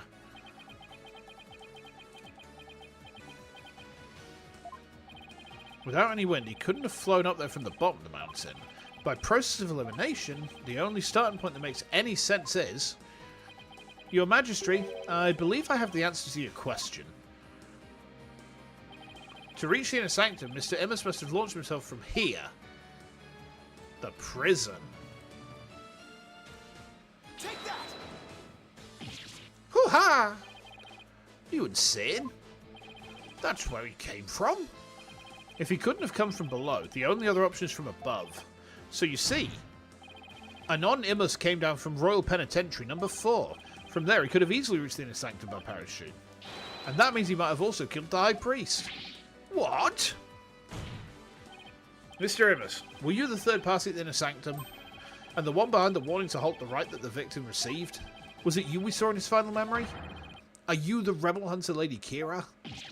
Hoo-ha! He's got a knife. You know, he's got a slicer. Hey, Mr. Prosecutor, sir, help me out here. You did it. You finally left him speechless. Oh, come on, Mr. Prosecutor, man. Quiet, you fool. You should use this time to prepare yourself for what is to come. For a fate far worse than hangnail hell awaits you now.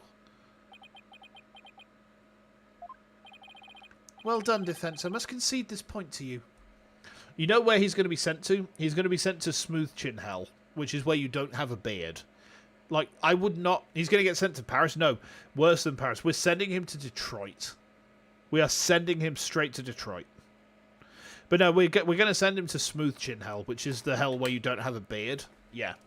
I couldn't imagine any fate worse than being a smooth chin. Like, to any smooth chins in the chat, like, know that I look down on you like this. Like, all snooty-like. The witness did, in fact, descend to the inner sanctum from Royal Penitentiary number 4. He didn't even put up a fight this time. That's awfully generous of him.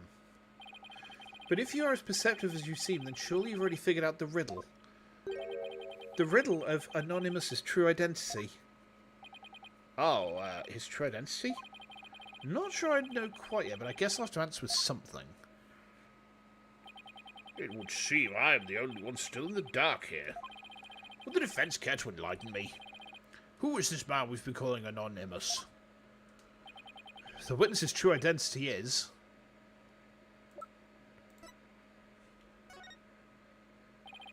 Is this really him? Only now do you realise the truth. Well, please do share with us your belated insight. What's wrong, Nick? Why are you holding back? Because this isn't going to be very helpful to our case. Really? Are you sure? Unfortunately, I've got no other choice. That scruffy beard and shaggy mane completely threw me off. But it's all becoming clear now. The nighttime base jump from the mountaintop prison. The precision landing at the inner sanctum using only a homemade parachute.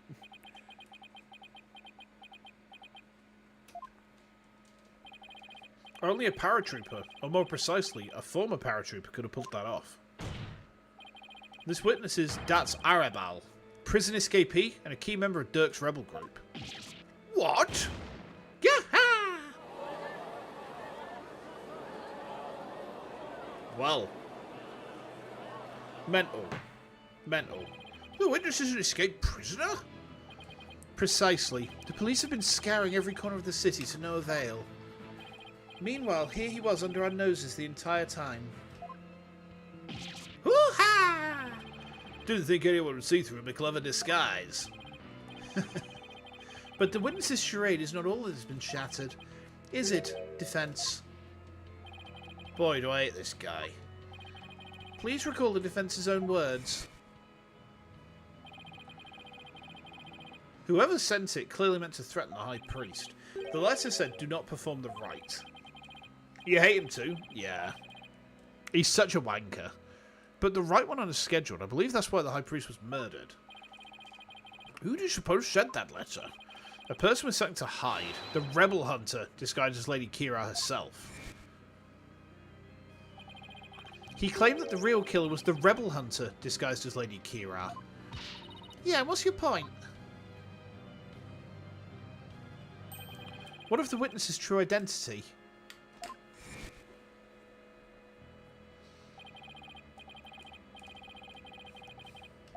We've already read through this like 5 minutes ago.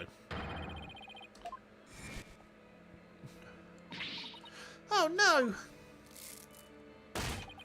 He is a rebel and an escaped prisoner. He could not possibly have been Lady Kira, mortal enemy of the rebels. No!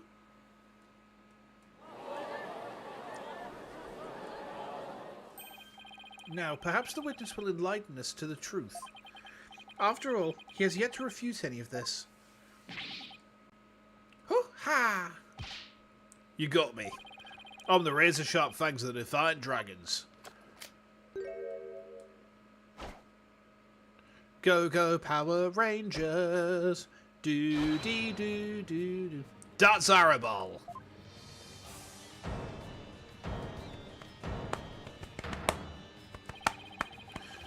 When did you get your memory back? Oh, around the time you guys were talking about there being no wind. But you gotta give me credit for making up all that testimony off the top of my head. Are you prepared to tell us the truth now? Well, it's true I parachuted down to the inner sanctum, but I banged my head on impact and ended up unconscious outside Ritual Curtain. In short, all my eyewitness testimony was a big fat lie. A big fat lie?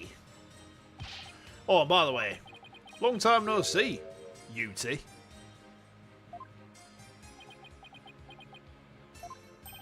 Wait, they know each other? Your Majesty. This filthy rebel belongs in a jail cell. Oh yes, of course. Bailiff, seize him at once. Seems you really have forgotten the will of the dragon, Uti. But I haven't, and no dogs of the Garen regime are going to lay a finger on me. Whoop! Oh, yup. He's off.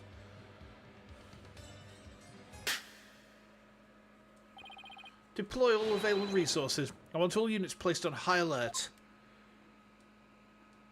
Damn. To be continued? You hast returned. We've uncovered a big old conspiracy, Hades.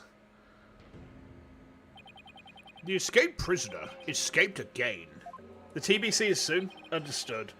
Yeah, we'll go up to the to be continued, and then we'll leave things off there because my throat's starting to hurt.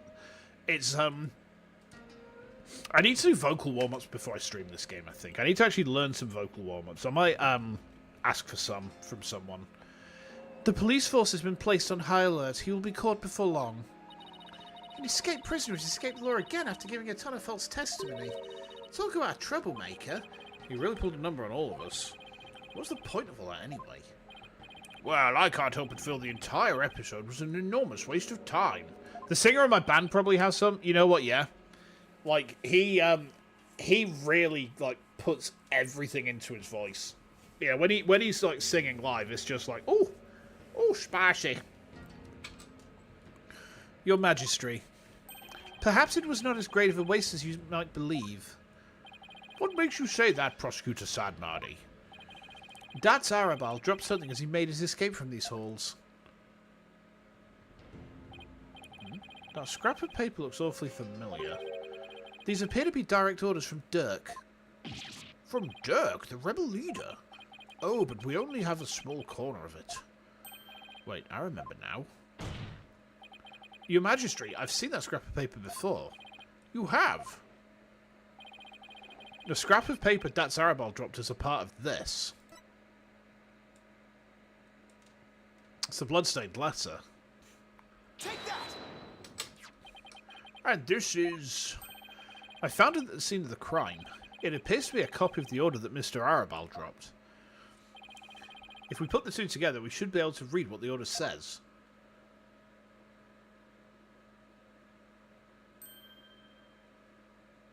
Oh my, just what does it say, Mr. Wright? I can't read Koreanese. Prosecutor Sadmardi, if you please. The ignorant lawyer has not bothered to learn our language. Very well, then.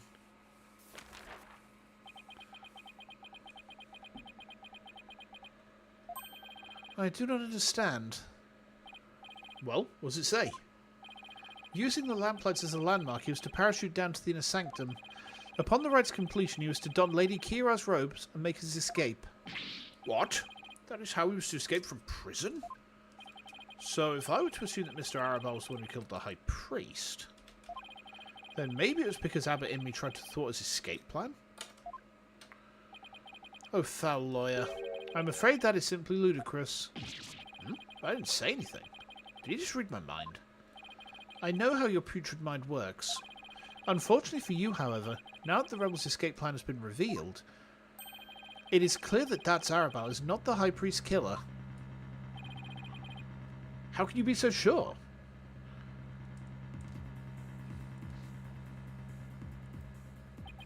If only you would use that putrid brain of yours every once in a while. Dats Arabelle's plan could not have worked without the help of a certain individual. What do you mean?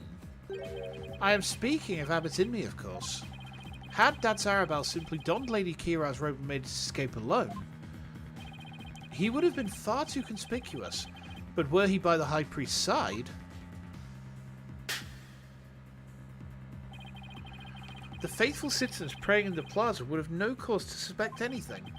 It is therefore unthinkable that Dats Arabelle was the High Priest's killer. Ah! So then, you're saying the High Priest was... Oh, I cannot better say it. I am afraid it is so. He numbered among the rebels who threaten our kingdom. How could this be? Well, the High Priest, a rebel. There must be some kind of mistake. Let it go and move on. Accept the truth. It is the only way. And that goes double for you, Defense. You know what? I'm absolutely convinced this guy's going to be a victim in a future case, because you know how I've realised he's going to die? Look. He has the anime mum braid. That's a death flag. The hair is a death flag. Oh, for fuck's sake. Alright. Okay. I understand. And that goes double for you, Defense. Cease your futile battle now. And why should I? Because I will now put the final nail in the coffin of the accused. Now that we have eliminated Dats Arabelle from our list of suspects, there is only one person that still remains. The accused, Maya Fey. Hold it right there. Aren't you forgetting something important? You want to see me theorize the ending of the game to see if we can do a miracle again?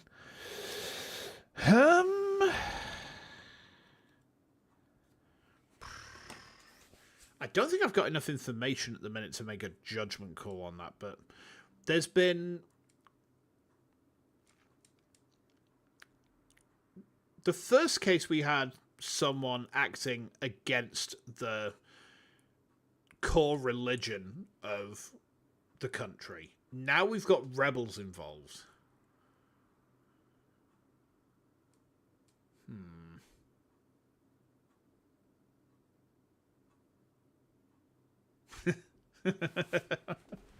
Oh my god. No, it can't be. Are we the CIA? Are we the CIA? Have we been thrown into a foreign nation to destabilize a regime we're not very fond of? Imagine. That would be so dumb. That would be incredibly dumb. Like, oh, Phoenix Wright's been dropped in to just, like, overthrow, like, the regime that the Japanophonian government is not very happy with. For whatever reason. Like, the embargoes have failed. There's been a missile crisis. We send in the CIA now. You know, that's what we're doing. All right. No, there's no way. There's no way. No. Don't chalk that up as my serious guess, all right? Unless it's correct, in which case do. And then I'll feel smart. Oh, no. We can't end this trial without looking into the third party. The arrow.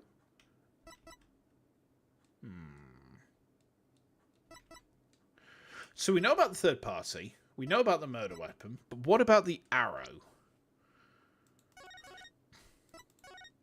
Do you think that the rebels are trying to create stand users?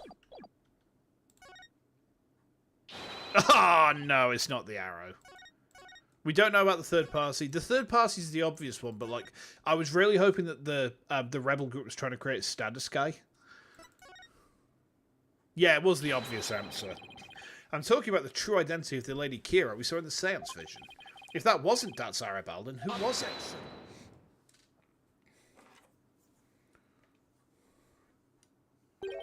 That matter has already been resolved. It has? What's he talking about? It is as I have maintained from the start. There was no third party in the Seance vision. Objection! But there was another Lady Kira there besides Maya Fate. We all saw her. Up to them. What the? I can't do my finger point.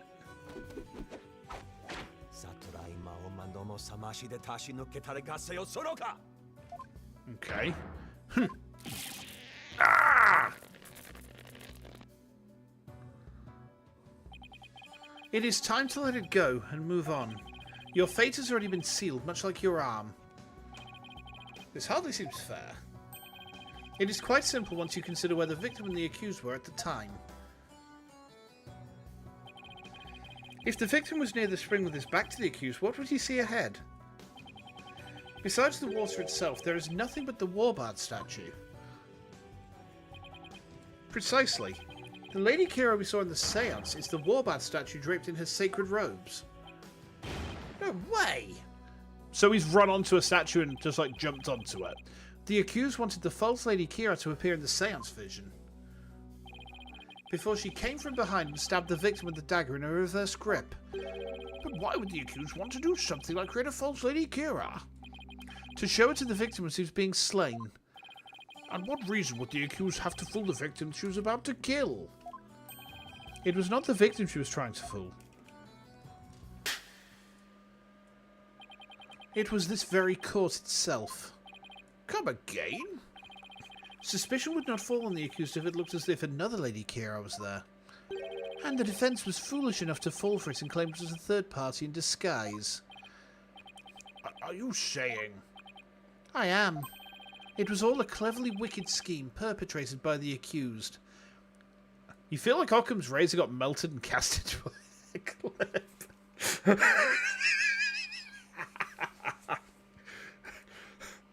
Occam's hair clip of Theseus. Is it the same razor as it was before, or is it a completely different one now?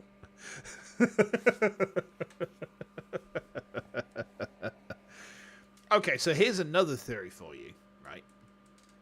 Here's another theory for you. What if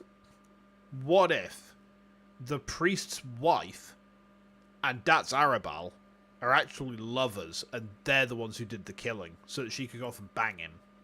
You know, she could go off and bang That's Arabelle. You know, he could be Araballs deep by the time that the night's through. All night long, all night. Excuse me. It was all a cleverly wicked scheme perpetrated by the accused. Maybe the kid is Datz's. Yeah, maybe. We're going to send them onto the following TV program. We're going to send them onto the following TV program. I'm just typing it out in the chat.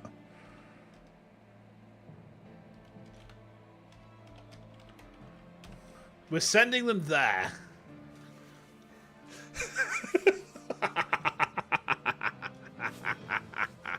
Oh, wait, he's dead. Well, whoops.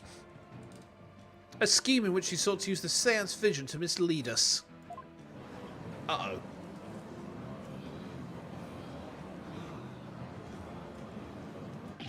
This can't be happening. What a face you are making, Defense. I am surprised you're taking this so hard. After all, did I not clearly state a while back that you were chasing after naught but a deluded fantasy? You did, it's true. Huh. Something has occurred to me, you see. And your allegations of a third party but a deluded fantasy. Oh, he did say that, yeah. You're telling me he knew this is how it would turn out all the way back then? And that he was just waiting for the most effective moment to spring it on me? Do you understand now? I have had you dancing in the palm of my hand this entire time. No, he didn't. He's just a bluffing wanker, isn't he? This is an outrage. You took our royal priestess's sacred divination seance and used it to commit this most foul and despicable murder? No, I did nothing of the sort. Maya. Nick, it's not true. I didn't... Objection. Cease this ugly display. Your fate is sealed now that the facts have been exposed. Your Majesty, the time has come to convict this criminal who only seeks to taint this sacred hall. Indeed. It seems this trial is over. Hold it! Does the defense wish to offer up yet another counter-argument or something? The accused is, not the killer. Here's why. Now what do? I've got nothing. It would appear the defense has run out of arguments to make. I thought for sure that the rebel was the killer. The only person with a possible motive, the one dressed as Lady Kira, has vanished. And I've got nothing to use against Prosecutor Sadmardi's argument. Damn it! I can't lose now. Not like this. Very well then, I shall now render my verdict. Wait! Please wait, I'm begging you. It is time to let it go and move on. This trial need not be drawn out any longer. The defense has failed to counter the charge filed by the prosecution. Uh-oh. In accordance with the law, I invoke the Defense Culpability Act against the defense. Now then. This court finds the accused, Maya Fey, and the defense, Phoenix Wright.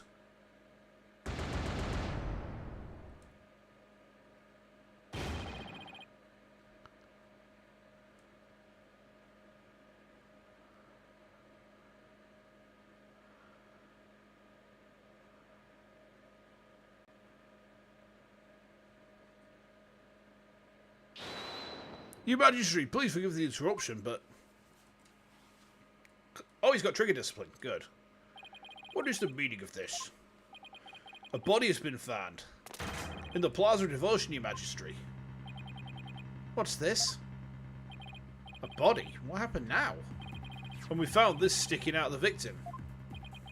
Why, that's Lady Kira's warbard dagger.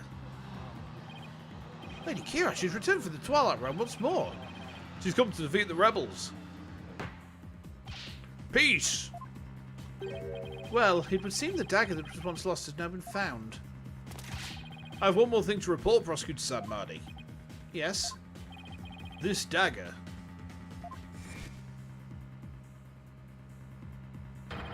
It bears the fingerprints of Maya Fey on it. What? But... why would Maya's prints be on it?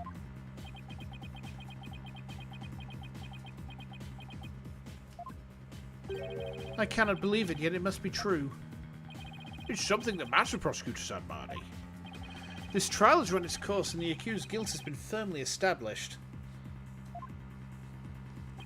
However, it would seem the defense was right about one thing. I was?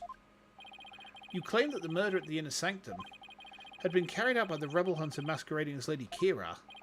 I did say something to that effect, but what of it? Prosecutor Sadmardi, you're suggesting what I think you are.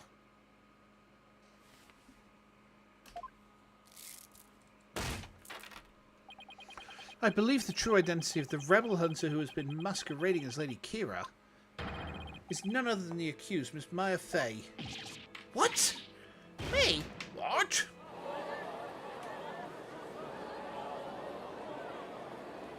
Huh? Eh? I realise how shocking this must seem. Looking back, however, I now realise there was much that pointed to this fact.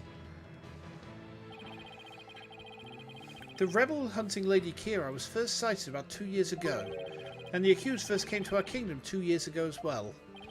Why, the timing matches perfectly. But there is more. That warning letter was found in the High Priest's bedroom 3 days before the rite. Despite his house being locked up tight that night. Objection! How does that prove anything? Objection! It is difficult to believe an intruder could have found a way to enter such a secure house. However, the accused was known to come and go freely there. Mainly to prepare for the purification rite. Ah. That is true. That is true. Abbot Imi was an important figure with a ton of duties, including training acolytes. He was really kind even to a foreigner like me. He even invited me over to his house whenever I was between training sessions.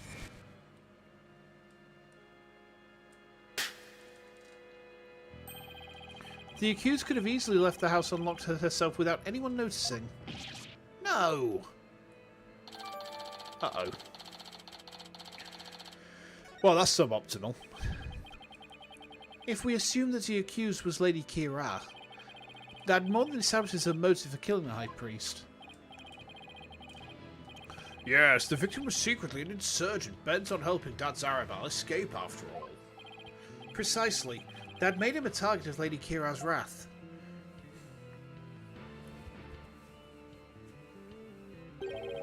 And after killing the High Priest, she then unleashed her divine justice on another rebel.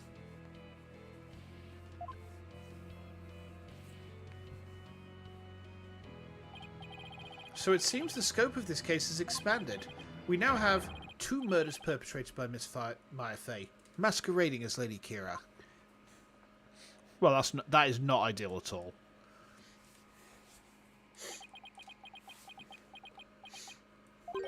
If Miss Fey is indeed a serial killer, it would affect the severity of her punishment. In light of this, I believe this second murder must be investigated before we can proceed. As you wish, Your Majesty. Maya Fey, I hereby charge you with this second murder. May your defiled soul feel the weight of your sins. A new murder charge on top of a guilty verdict. It seems the defence will live to see one more day. Talk about the hanging on by a thread. Come tomorrow, a far more terrible punishment awaits you. I hereby suspend these proceedings so that the second murder may be investigated. Until the conclusion of this new investigation, this court is adjourned. Donk. Well. There's the to be continued. Alright, let's pull over here. Oh, hold on.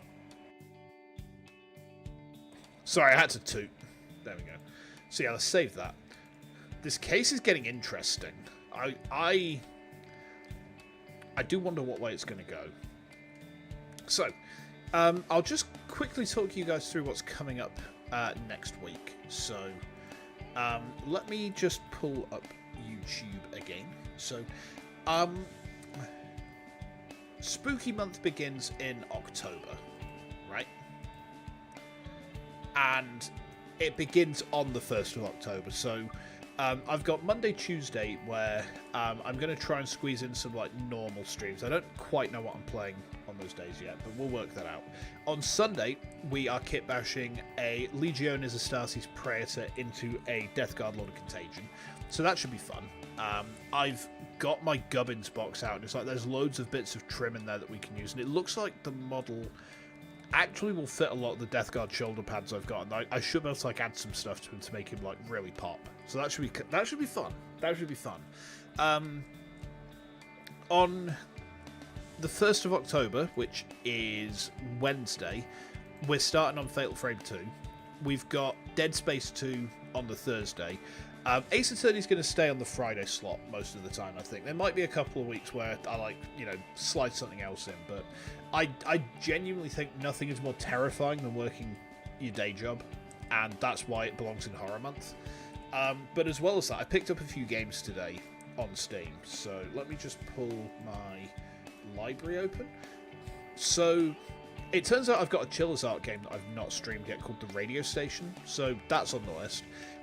There's one called Rip Current, which is by the guys who developed Oakwood, which is like dinosaur horror. This one's more like you go into a genetic laboratory and there's dinosaurs and stuff, so right up my alley.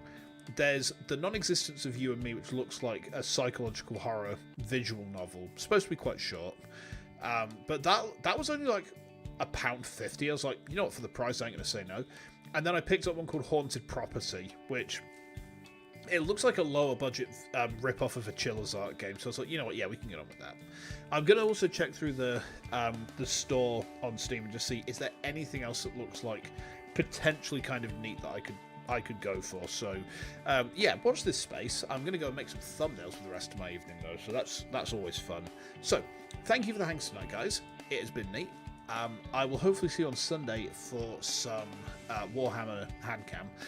In the meantime, I'm going to go and get myself some munch and get some bovril, and then tomorrow I'm playing a gig, so that's why I'm not streaming. So yeah, thank you again for the hangs. I will see you very soon.